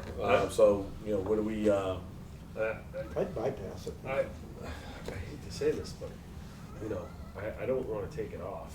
And No. I tend to agree with Gary, if you bypass it, you leave it on there, and if it comes, and if they do provide information this Thursday that makes, Chairman Doby go back and say, all right, here's the skinny on this. This is what they're really looking for, how do we feel? They can cast a, vote in whatever direction they feel is appropriate, and then at least we can come back and the chiefs can speak to, what they need at, special town meeting. Jim, you okay with it? Yeah, I just don't really understand the CIP thing. Is it really required? I mean, do we need to It's do not, that? it's not a bylaw, it's, kind of, Mike, how would we put this? It used to be a bylaw. Yeah, it used to be a bylaw, That you couldn't take up any capital spending unless it was reviewed, it appeared in the CIP report. The CIP report goes to the finance committee. That was amended to take out the report, because one year we forgot to do a report. They met, and but there was no report, so we had to change the thing on the fly so we could buy some equipment. But it's a best, right now, it's a best practice. Yeah. Okay. No, I would not support taking it off. I'm actually in support of this one. So Yep. if we can meet right beforehand and do something on the floor. All right, let's hear a motion then. Make a motion to support Article 4, utility vehicle, boat, and rescue equipment, fire department, STM 19-0. Second. You're voting to support it or Yeah, bypass it? I don't know. How does that work? I don't think we need any action on it, just Okay. leave it there. Because if he puts that up, it's gonna be on there, I'm voting no on it at this point. And I don't know how the rest of the board is, so. So we don't vote on it, it just stays? Yeah, yeah. Yeah, we without a recommendation. We'll recommend. You from can the- make a recommendation That will- on the But what is floor. your We'll motion? recommend from the floor, was that your motion? It is now. Second. There you go. Clarified, perfect. Okay. All right, so just to clarify, why don't you clarify for us? So, I make a motion To recommend To- from the floor. what's that? To recommend from the floor, correct? I thought you said number 4. No. To recommend from the floor, Article 4, utility vehicle, boat, and rescue. You recommend or not from the floor. You're just saying, you're going to recommend Recommend it or not. on the floor. That's We, why I the wanted to make sure. recommendation could be yes or it could To be no. make a Yeah. recommendation on the floor.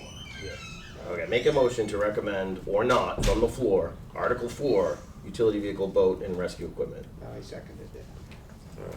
So that was the clarification. So we have a motion and a second. Any further discussion? Okay, if not, all those in favor? Aye. Aye. Do that. All right, let's have some fun. Let's spend some money. All right, Article 5. Checkbook. Ding, ding, ding. All right, so we have the stabilization fund. The Board of Selectmen had initially come out where we want to make an aggressive distribution into the stabilization fund, thinking that, we are, certainly behind on it. We wanted to make an impact now that we did have a fair amount of funds in there, so we did talk about putting $300,000 into that stabilization fund. FinCom, I know, had, a much different attitude about it, so Chairman Dobie, why don't you give us some feedback as to what FinCom's thinking here? Our attitude's exactly the same as yours. The amount's just Yeah. different. We want to do this. Originally, we looked at a number of $150,000, and I think that's where we stay. We're concerned about the snow and ice. Last year, we were lucky in terms of the weather, but there have been many times when we've gone in excess of $300,000 on snow and ice.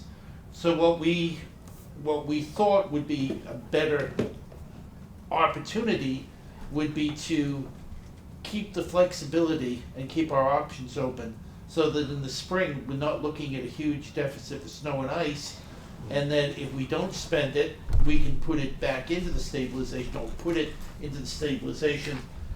The May 6th town meeting, we actually were going, if you remember, we were under Article 2, STM 19-02, we were looking to put $300,000 in the snow and ice, because we're perpetually in deficit. And we thought that we'd be better off putting enough money in that, again, so it's properly funded. So that's the reason why we came up with the 150. So we had the ability to stay out of raiding free cash again at the end of the winter. Okay. We did a pretty intensive calculation, I'm not sure if I have it with me, but what it boiled down to was that we need a $300,000 cushion in the free cash. And then we had an additional $300,000, so there was gonna be a balance of $600,000 left in that free cash account. David, if I could stop you there, 700. Remember, we 700, added we added another We 100. added, so it was So- 300 cushion plus another 400. 400. Okay. So here, with all due respect, here's my take on this, for lack of a better word. I don't see the need to leave $1 million or $900,000 in a free cash account. Is that the number you have, Mike, is 900,000? It's 770 after, because it's 147 is free cash, right, which was certified. We're leaving 700 between the 300 buffer and the 400,000 for snow and ice, plus another 100. So that's 700,000, so we have 770 after that to spend. This came out to like 200 and some odd $1,000. So I guess the question I have is, so what's the risk? If you leave the money there and we put it back in the stabilization, what difference does it make? And it doesn't affect anything that we have in terms of our bond rating, because that doesn't come out for another, 2 years? Whenever we go out to bond again. But you don't know when we're gonna have that, these funds available again, Right. that we can be, But if you have it in the spring, you can take it and put it back in. We're still trying to leave amounts similar to what you were Yeah. looking at. I mean, I again, Chairman Dobie, I just don't understand why you need, we're looking at 774 or well, 700,000. it's 770. This warrant has about $220,000-ish Right. to fund as of right now. That's, if we don't do the vehicles and everything else, that's even more. It's even more. So really, you're at 550,000 of available funds after all that. The problem that we have is that every year, we've been put in a position where we have some major failure in terms of the boilers or whatever that we have, we can never predict what's going to happen. I think that we've been in a position year after year after year with the equivalent of looking for nickels and dimes under the cushions of the couch. I just like the idea that we have financial flexibility in case something comes up that needs to be repaired, replaced, whatever it happens to be. Now, saying that, if we get through the winter and all the money is there as you say, I'd be the first one to put it back in. After all, we were the ones in the finance committee that put this forth to begin with, in terms of making sure that we start to get our bond rating back and we show some fiscal discipline in terms of paying our bills first. Right. So that's all we're trying to do. We're trying to, again, maintain flexibility. We're not at odds with you over how much goes in there. We're just at odds with you in terms of the timing. Okay, but if you have $700,000, right, in this account, we've typically spent 300 on snow and ice. You'd have 100 left plus your base. Forget about They had snow and some ice. figures to put in, though. Forget about snow and ice. Okay.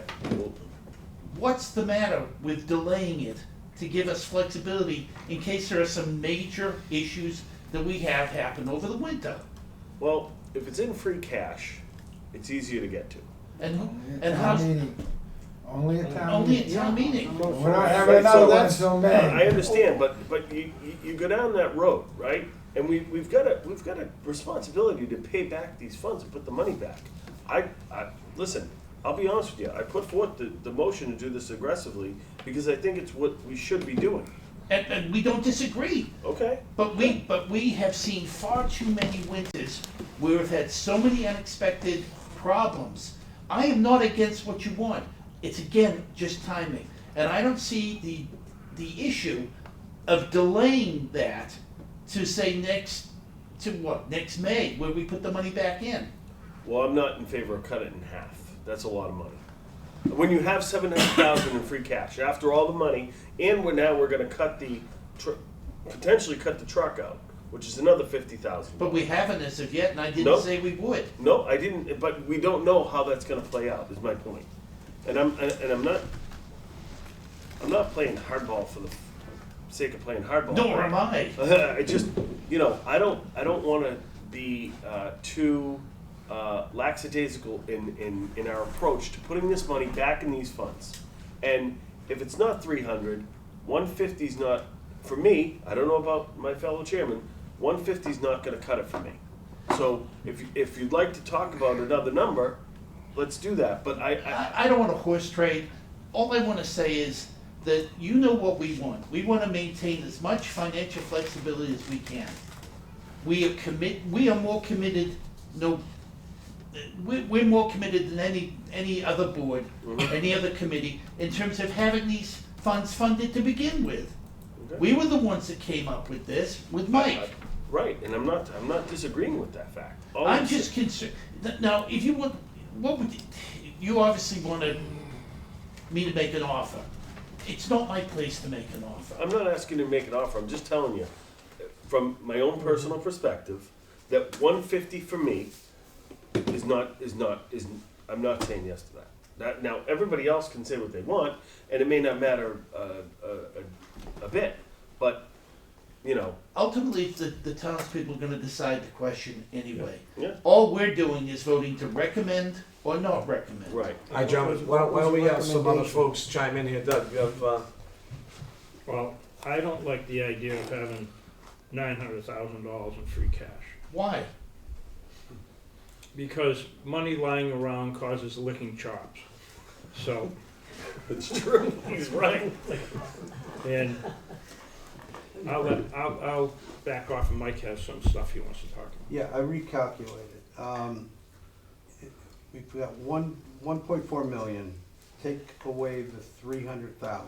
That gives you 1.178775. And so you take out 100,000 for the fire truck, 300 for the this is based on the selectmen's numbers, 300 for stabilization, 150 for OPEB. I think the original vote was 125 for the capital.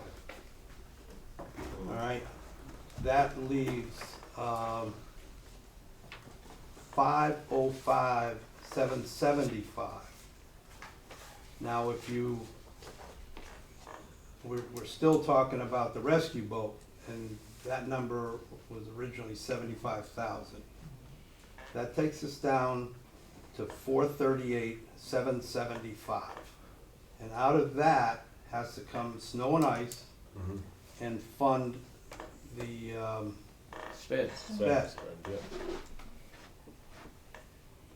And then all we have is 300 in reserve. 438, 775 is, I'm just saying that's not a lot of funds. And when, you know, and you gotta remember, 2% of the net school spending is 365. Now, no way do I think we should put 365 in sped, but we could.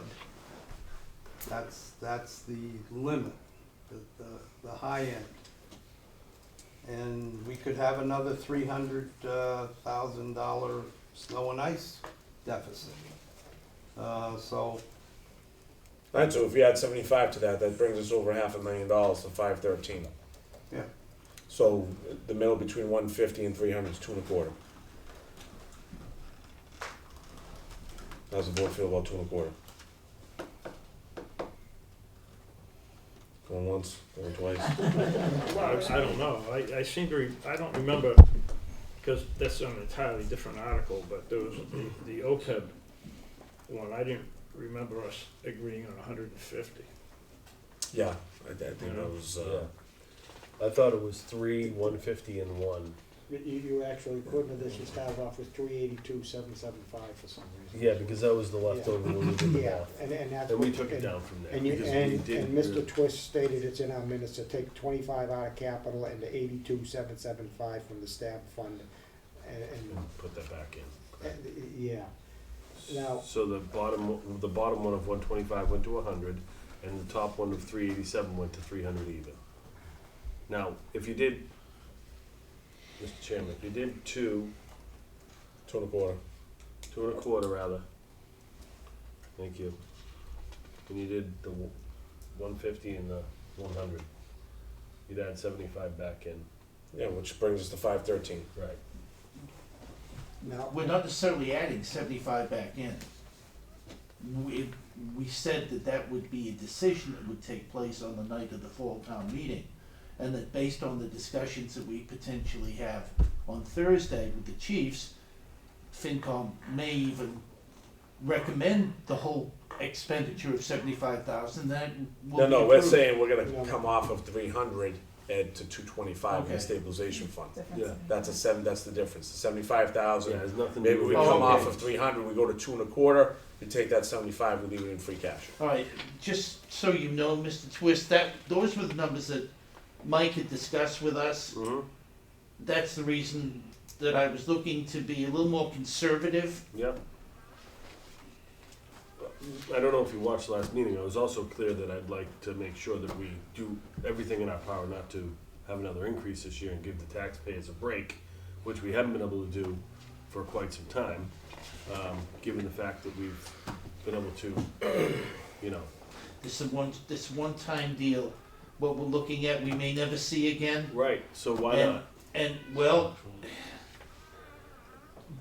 we've had a lot of lean years, we've had to make a lot of cuts. And, this is a year where we get some financial stability. Mhm. I'm not saying that I did disagree with you, I'm just saying that numbers are numbers. And, What does the board feel about 2.25? Gary, go ahead. I wanna follow up. I'm okay with the 2.25. I mean, we were trying to leave Mike with a certain amount of money, okay? We Yes. weren't trying to do it all. I thought that we were around 600K, but you're saying now that we were a little lower than that. Maybe the figures I was hearing that night wasn't right. But Ed is, you've said a lot about things can happen, but unless we have it in the reserve fund, we're not spending any of this, right? Unless there's another, free cash can only be spent at a town, appropriated where it goes at a town meeting. Correct. So if some of the emergencies that you were talking about, like boilers and that, we would have to have put in, I think, what is it, reserve fund that can get, Well, that can take get. it out of the capital statement. Well, no, yeah, the reserve fund's the only one that That's real. doesn't need a That's- town meeting vote. I agree. So unless some of this went into reserve fund for your emergencies that you're talking about, Yeah, but you okay? can, during town meeting, you can reallocate as well. You can reallocate back into stabilization, you can reallocate. That I'm understanding, but I mean, you're saying that in case an emergency came along before the spring town meeting, like such as boilers, well, unless you've got it in the reserve fund, you can't spend it anyways. But there again, if we did have it in the reserve fund, we pulled down the reserve fund, we could right? Agreed, but we're not talking about putting anything in the reserve fund, I don't think, will we, Well, at this point? it's in the operating budget. We Okay. would put Okay, a number, I think last year was $95,000. but that's in the spring. We're not doing anything now, I don't think, with the. No, there's $95,000 in the reserve fund right now. Yes, okay, yeah, so you saw And no this need year's to make, operating you saw no need at this point to add to that, that's what I'm saying. No, well, we can't add to it, yeah. Joe, your numbers are So- off. Oh, So yeah, I'm- we could add to it, but no. Yeah, but so there was It's no the need. operating budget. Yes, so basically what we're looking at is to have enough left over for snow and ice that we would know is there, and we would appropriate that at a special town meeting before the annual town meeting, correct? And that's what we're looking for. And if you run out, it's always there. To me, how I run my household budget, if it's in the checking account, it's easy to spend. And that's how I look at this free cash in that.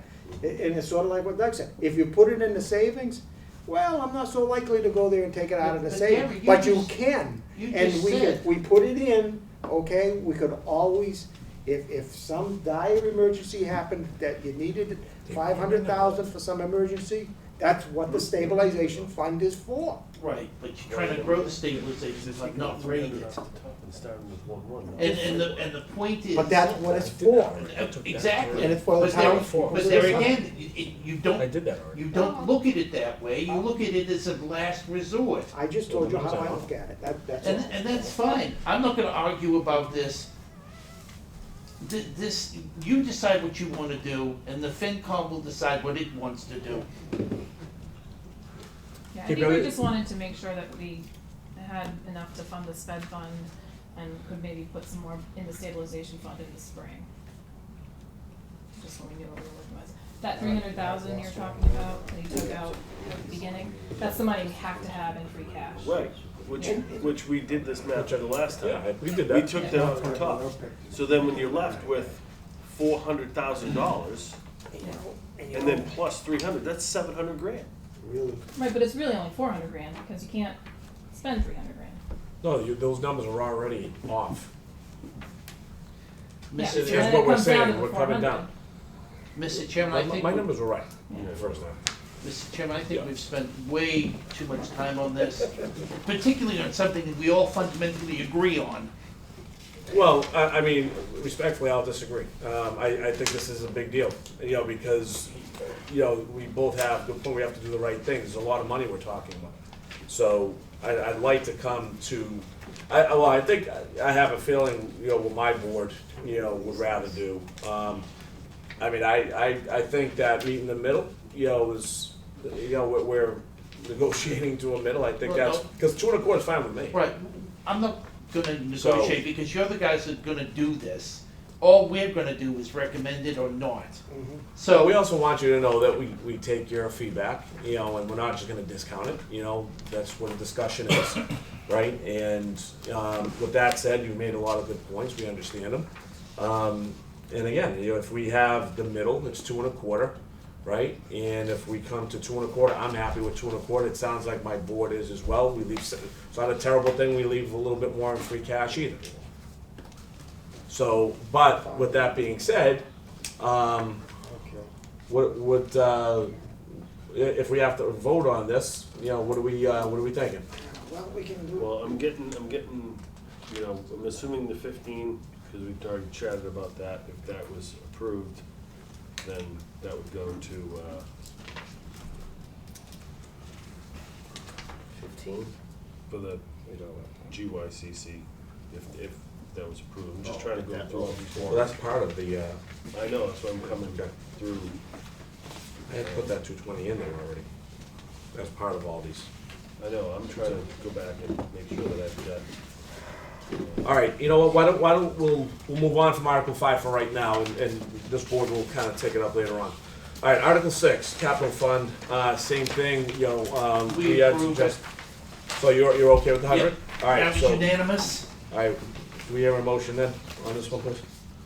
Make a motion to support Article 6 Capital Fund, STM 19-05.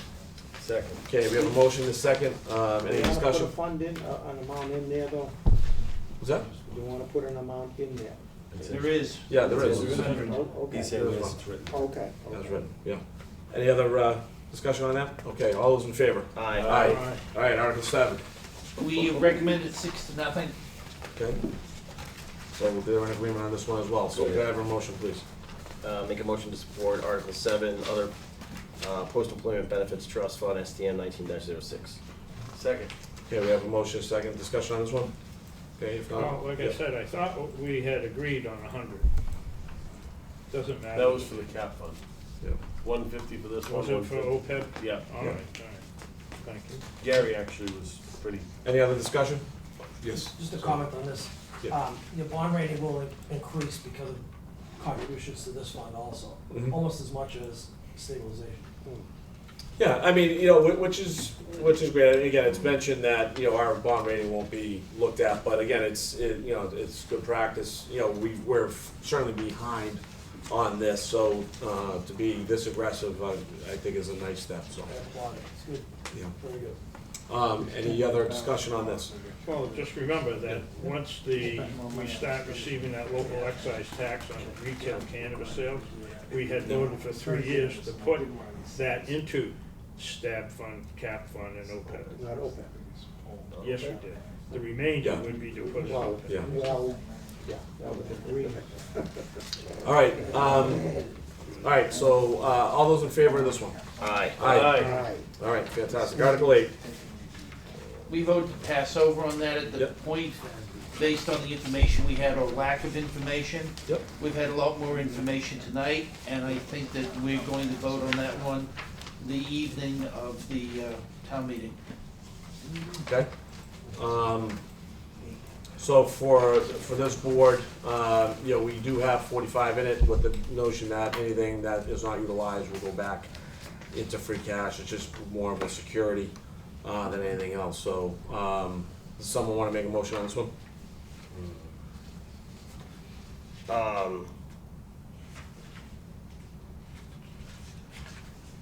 Mr. Chair, if I may? Based on, can I just before you? Oh, yeah, I think of I know what course. you're gonna say. Based on Michael's comments earlier, I would recommend changes to 15 since they're very confident they'll have their money. We can't, let's keep it at 45, please.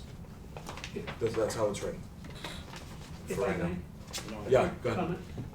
In that a lot of the discussion has been about perception and budget, I'm concerned that a number of 45 in there is gonna look like we're gonna spend 45. Mhm. We And can just mention it on the town floor. Yeah, because if you don't get the money in time, then you don't have the money. That's right. Mr. Chair, I move to support Article 8, Community Teen Sunday Center funding with an amount of $15,000. Second. Okay, we have a motion and a second. Folks, all right. So I really don't want to, when this was voted and we got state funds, the notion was we had to match what the state was giving. Therefore, we can't approve anything that is under 30,000. or we don't get state funds. Why are we just learning about this tonight? I had mentioned it plenty of times, but we were talking about 45 moving forward, and then all of a sudden it's 15. So with 15, we can't do it. Sure. Just if it helps, we originally in FinCom looked at 45 as the number as Yeah. kind of a bridge, because we weren't sure that they were gonna get the 30,000 in time, and we didn't wanna delay anything. Well, right, and that's why we were talking about 45, and now all of a sudden it's 15. So, you know, I mean, it's 45 right here. So, Just, you know, well, there's a motion and a second on the floor, so so I'd like to hear we have from to Mike. I vote. mean, We're still Mike in the is the only discussion one that's phase. really seen the thing he said, but Seen what? you said the grant came in. I mean, what's your perception of this grant? Well, Does it need to be matched at 100%? There's no match involved in the grant. Okay, so that, There is, though. we can always change it at our next town meeting if need, at our next meeting. I mean, we Folks, know it's on there. We don't get any further state money if we go back on our work. That's how it was presented. We've got the Politics. Friends money also. All right? Politics. We've got the That- Friends that's- money. But you're not getting it. How do we go back to the state when they said, well, we'll give you 30 if you match it at 30? Because now we're reneging. But you also said that if they don't spend it, they're gonna give it back, so that's not us matching it, It- that's us taking the money it's back. It's on the warrant as that, right? We put 45, we stuck to the word, we didn't spend it, we give it back. And that's it. So, we spend the 30, and then we go back and we put the money back. Again, So it was on here as 45, so this wasn't expected. It was on here. Can I David. stick my 2 cents in? on Sure. this? I missed these. Yeah. I missed these. Like a real bad headache, like a real bad headache. So, you just made a motion to support. Again, I go back to, you cannot change this article unless you open the warrant, take a vote, and change the article, and then close the warrant. I'm still stuck on that. Well, Yeah. Your only voting is to support. That was the motion. Whether you Well- support it or not, what difference does it make? at some point, we're sort of going over the motions in a way. Yes, we voted earlier in a way to support the warrant, okay? What we're doing now, Dave, the way I see it, and I've been here also for some time, we're really sort of writing the motions, which at some point, as a board, we have to do. Right, I but here's mean, the difference, okay. Gary, here's the difference. Look at the article. Yes, has it the says amount in it. 45,000. The other ones just say And appropriate an amount. and that's So you what, can't, I don't think you can and, change and it. the interesting thing is all of the others Say appropriate an amount. didn't, yeah. That's right. That's all Yeah. you voters. And Right. this 45 was always said, Stuck there. told to us that it was gonna be the possible high number. That's the way it was always right. said to us. Well, I didn't I'm write just- this. I don't care about the politics of it, I'm Yeah. just talking about the Yeah. procedure. I So- don't think you're voting to either support this or not. I don't think you can change that amount in that article. I Open and agree close with you, the so warrant. seeing the way you're saying, I agree with you, that, what David is saying is correct, so I'm gonna withdraw my motion. Okay. Because it does say, I was looking more down at the motion, not the article itself, so I'll, Alright. I make a motion to support Article 8, Community Teen Center Funding, STM 19-10, for $45,000, as it states in here, with the understanding that if the money comes in, we want you to return that money as discussed. Second. We can put all that other stuff in here, Mike? I Or does think it have to be- that's just, if it doesn't get spent, it goes back to free cash. Right, I mean, that's it, but I mean, as long as we can put all that in the motion, it's not in here. I doubt there will be $30,000 left to put in the budget. We wouldn't. If they get their 30, 45 would be used. if they get their 30, we got 45, we take 30 back, put it in free cash to get their 50. It automatic, if you don't It's spend not what's appropriate, in so the it's better. warrant article, it automatic, well, after. It automatically goes back, I understand that, but I mean, in terms of the motion So itself. I don't need to say that, is what you're telling me? Yeah. That's right. Okay, I withdraw my motion and I will restate it. I move to support Article 8, Community Teen Center funding, STM 19-10. Second. All right, motion is second. Any further discussion? Yeah, Go ahead. I mean, I wanted to support this, and I think support of the whole board would be good, but I can't support this as it's written. I mean, you've got someone here asking for less, saying they think they can do it with less, and then we've got Mike saying that it doesn't need a match, you're saying, believe me, it does need a match. So, I mean, I just want to let everybody know, I just think the I town support the knows concept, that. but I can't support the motion. Everybody supports the concept, but nobody wants to put their foot forward and actually get it done. I did put it forward.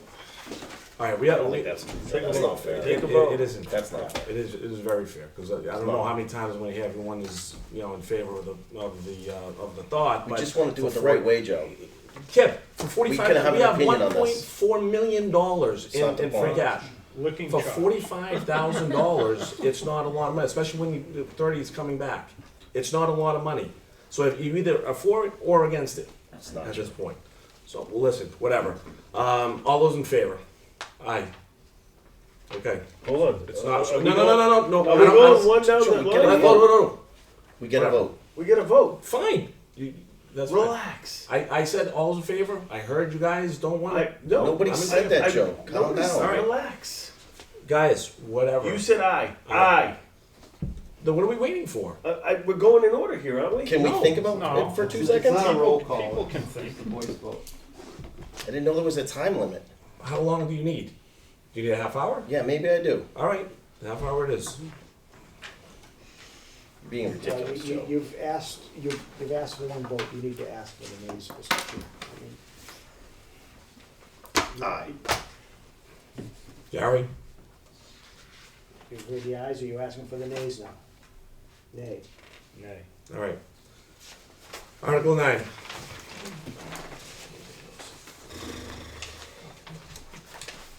What do we got, FinCom?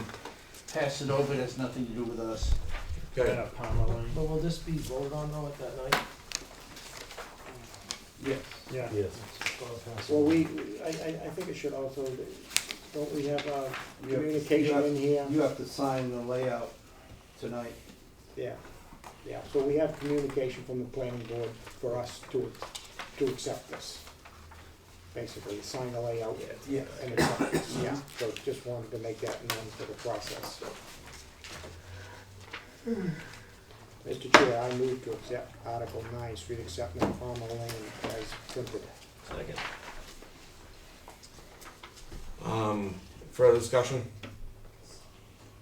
All those in favor? Aye. Aye.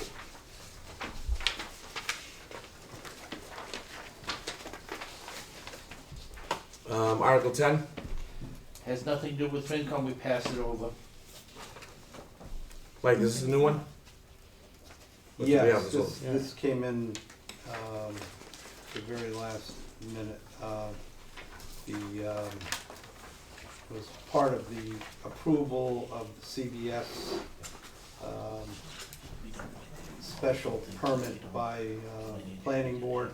And part of the condition was, of approval was that the owners of CBS would donate, give us a easement in front of the fire department. Right now, they have to jog a little coming out of the last bay. This one, they'll just be able to go straight down. The far end of the parking lot? Yes. Yeah, to cut that grass out a little bit to make it Yes. an easier turn. Okay. I support recommending Article 10, acquisition of easements to 55 to 65 Central Street, STM 1907. Is that a motion? It's Motion not to- a motion. Motion to, yes, sorry. Second. Okay, motion is second. Any further discussion on this? Yeah, this is a gift, it just has to be printed and say, or eminent domain or otherwise? No, they're giving us an easement.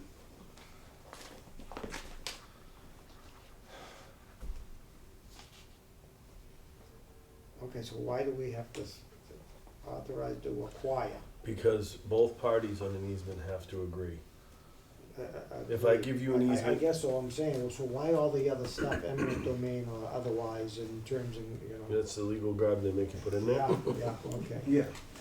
Sort of like Came from the legal. If you're my neighbor and you want an easement, I have to agree and you have to agree. I just can't go down and file an easement and get my way. Yeah.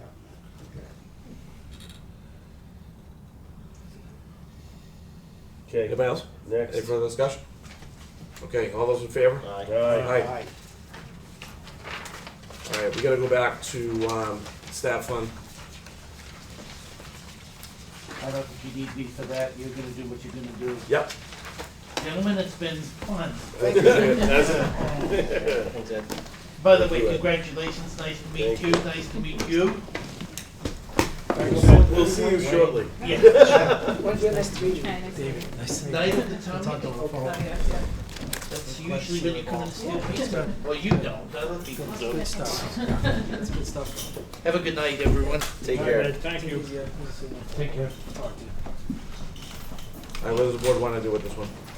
Well, I would say that based on the words of our moderator on the other one, that we just can't go in there and change numbers. No. There's no number in there, it's just. The other Yeah. is 300,000. So. No, that's the motion. Oh. See, what he was saying was that's not in the article. So, Yeah. I make a, okay. I make a motion to support Article 5, stabilization fund, in the amount of $300,000. Second. Sticking with the 300, huh? Sorry, I wasn't listening. Hmm? I didn't hear that. I was talking to her. She was sorry. talking, he What I was call- distracting I me. was distracting her, yeah. Jeez. All right. I support, I make a motion to support Article 5, stabilization fund, STM 19-04. Second. Excellent. Thank you. So we can't change the amount? You can, I think we can. There's no amount in there. Yeah, there's no That'll amount. come from the Yeah, motion. no, you're looking You at can the change motion. that. That's a actually mistake I comes- made. That comes That from comes the out. motion.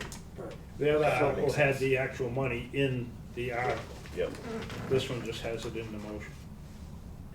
the motions are just draft. Right. Yeah. No, the way we've been doing it, I don't think that was that one. The other post-employment. Right, those were just They numbers. didn't have the fund. We did put that in our motion, how much to put in there. Yeah. We pretty much put in what was agreed. Joe. So your motion, If I can, all right, get 1-4, right? And I'm not taking the 300 out. You get, subtract the 100, you get 1,378 and change. Minus the 300, you get 1,078,175. Minus 150, you get 928,175. Minus 100, you're at 828,175.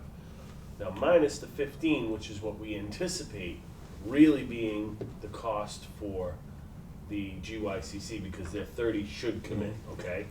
So that leaves you at 813. Then we have these other items we need to subtract. Not the truck, the Payment for the, payment for the truck, which I took out, was the 100, oh, okay. okay? But then we have the boat, which is gonna be potentially less, unless they come up with some reason that they need a truck. Okay, so say it's a 75, right? Now you're at, call it 740, somewhere around there. Okay. What else am I missing here? 45,000 for the, Okay, so now we're at 700, or thereabouts, 697, 5, something like that. I don't know, Mike, look, I'm willing to take your advice on this to some degree here, but I gotta caution you that I don't wanna be leaving all that money in there, cause he's right. You know, people get frothy at the mouth and see all this money are laying around, and it's like, we got a responsibility to do our best to pay back these funds. But again, if you're telling me that in years prior, we've had $450,000, $500,000 snow budgets. no, we only had that once. Right. Now, you know, some of my friends believe that the earth is cooking from the inside out. I'm not one of those people, but, you know, I think we're gonna get some snow this year. And I think that, you know, we do need to appropriate the right amount of money. So is 300 normal? Is 400 normal? 300 to 350 is average. Okay, And then we allotted it in the last meeting, 50,000 to go into the sped fund as an initial investment. That's what we said at the last meeting. 50, and then there was like 300 or 350 left I over think for there's a snow. figure thrown out there for the spring, not Right. now. Spring, Not okay. now, for the spring, Yeah. to start with. Oh, Yeah, Okay. that was a That figure. was the number we threw out back in the meeting. If I- Mike, do any of these funds, should we, be thinking of anything about, the hiring of the 2 firefighters that we might wanna? well, no, you don't wanna hire, no, you can't use, You don't- I know, but I mean, nothing we should be worried about pertaining to that whole thing, right? That has nothing to do with this. that's correct. All right. Joe. Yeah, So Gary and I, having been here through a lot of the real lean years, we neglected the stab fund. We actually took fire truck payments out of the stab fund. So now that you've kind of won some of this money back, Mhm. I think it's appropriate to do what you're doing, and I think you should approach it that way. Is that we bit the bullet for the last 6 or 7 years where we actually took some Council money on out. Eight, Council We on really didn't Aging. have, right, we really didn't have as much money to put in there. I know we actually, you guys actually have an SOP that we wrote that says 25, I think it's 25% of free cash should go into the stab fund if it's available and it's, you're fiscally responsible to do it. So we bit the bullet for how many years, Mike? Yeah. For a while. Yeah, and you should have 5% of your operating budget in there. What would last I remember was in the high threes. We need to be up to 1.5. And what do we have in there? 8, Well, 9? it's just under a million. Just under $1 million, okay. So you're So I getting think, closer. I think the way to approach this with the thought process of, we kind of neglected this because we had no other choice. But now that we have a choice, and 300 is not a lot to put back, No, it's not. to be And honest. the ironic thing about all this is that FinCom, everybody on the board agrees that we need to put money into the stabilization fund. It's just, all we're doing is I would go bickering back over and the look amount. what's the average amount of free cash that we've kept as a base. Nowhere Zero. thousand. So now you're talking about Yeah. keeping a $500,000 yeah. Yeah. after the No- 300? Nowhere near. I think there's still- Yeah, we wind up with someplace 1.1, 1.2. Right, but I'm saying, after everything is said and done, even with the 300 out, what would the base be left at, 5? Mr. Chairman, I'm gonna leave my motion on the table. This was for adding some thought process to it. And the only thing I've said, it took us 10 years to deplete it. I don't think we can, we don't have to put it all back. We can put it back in 5 years. But again, to your point earlier, whoever said it, It's there. that we don't always have this availability. You know, we've had lean years, right? And it could And, be- and sometimes you don't have the money to put could back. get lean next And now year. you do. And who knows, we may be in a situation where we may need to go back and pull that money out of there, I don't know, but I don't wanna do that. I'd like to get to the point where we do what the moderator was talking about, which is put this money back like we said we would. And we have an opportunity to do that. I think we have a fiduciary responsibility to do it. I know, I but agree. we haven't spent any money on capital items in a number of years.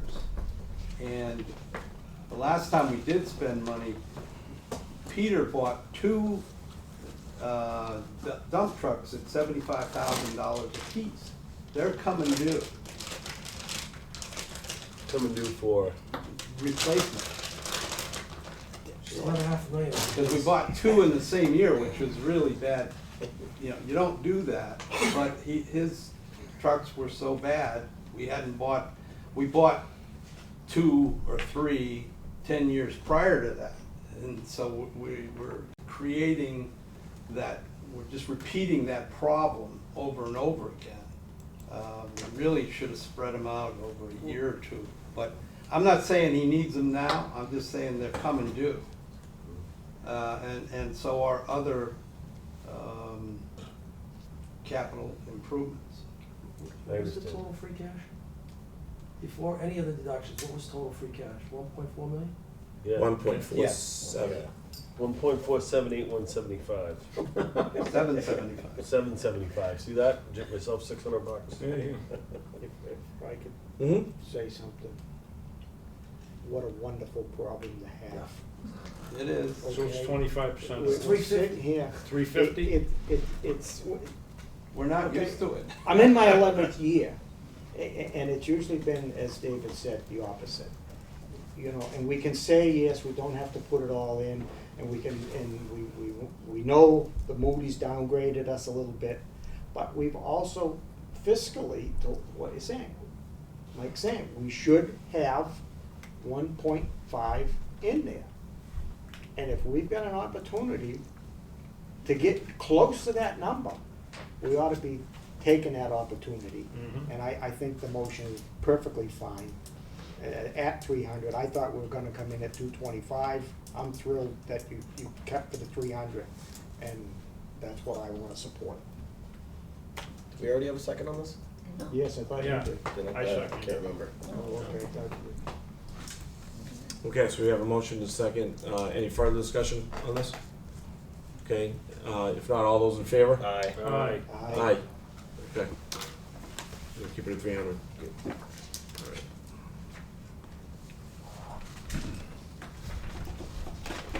All right, moving on from the warrant article. We have a request from the planning board.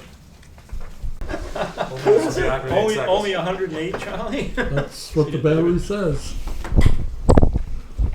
All right, Palmer Lane acceptance.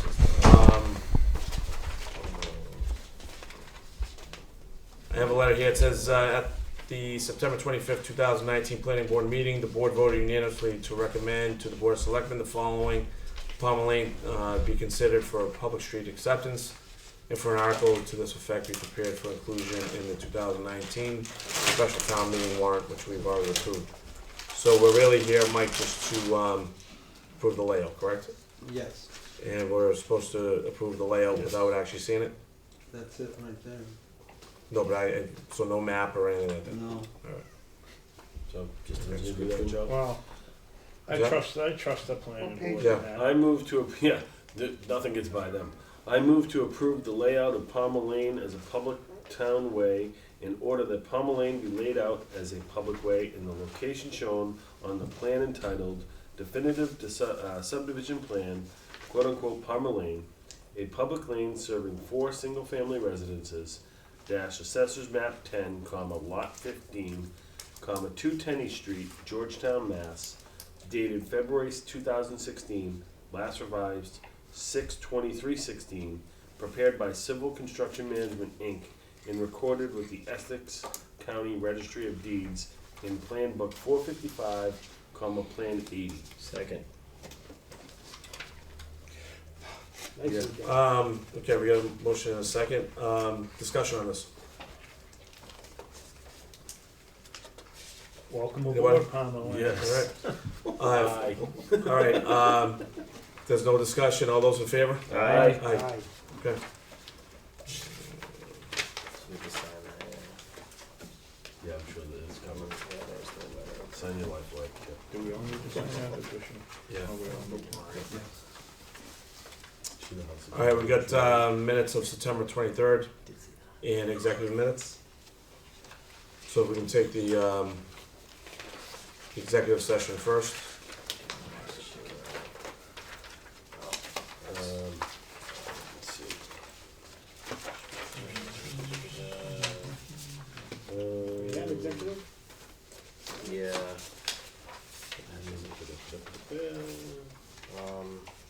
Okay, yeah, they're on page 12, okay. I make a motion to approve the executive session minutes of 9/23/2019. Second. Okay, motion and a second. Any discussion on this? Do they need to be kept sealed for now, Mike, or are they okay? Let me double check. I would, Assume sealed. yeah, I would think they sealed because we're giving him the okay then. Yeah.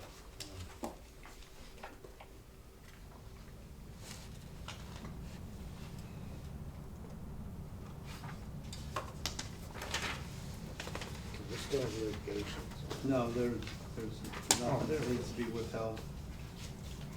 That what? Nothing Nothing needs to be held. withheld. Okay.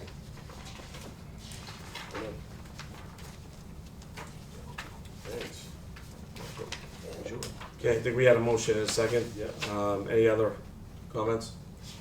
Okay, if not, all those in favor? Aye. Aye. All right, general session?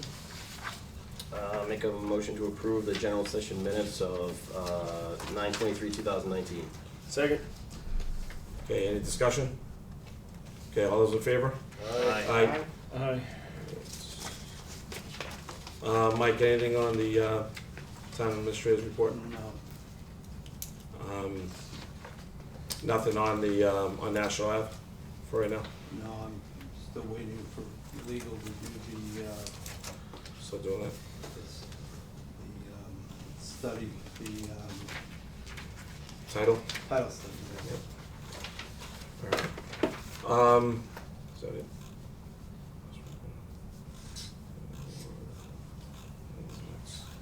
All right, anybody else have anything to add before we adjourn? Yes, I do.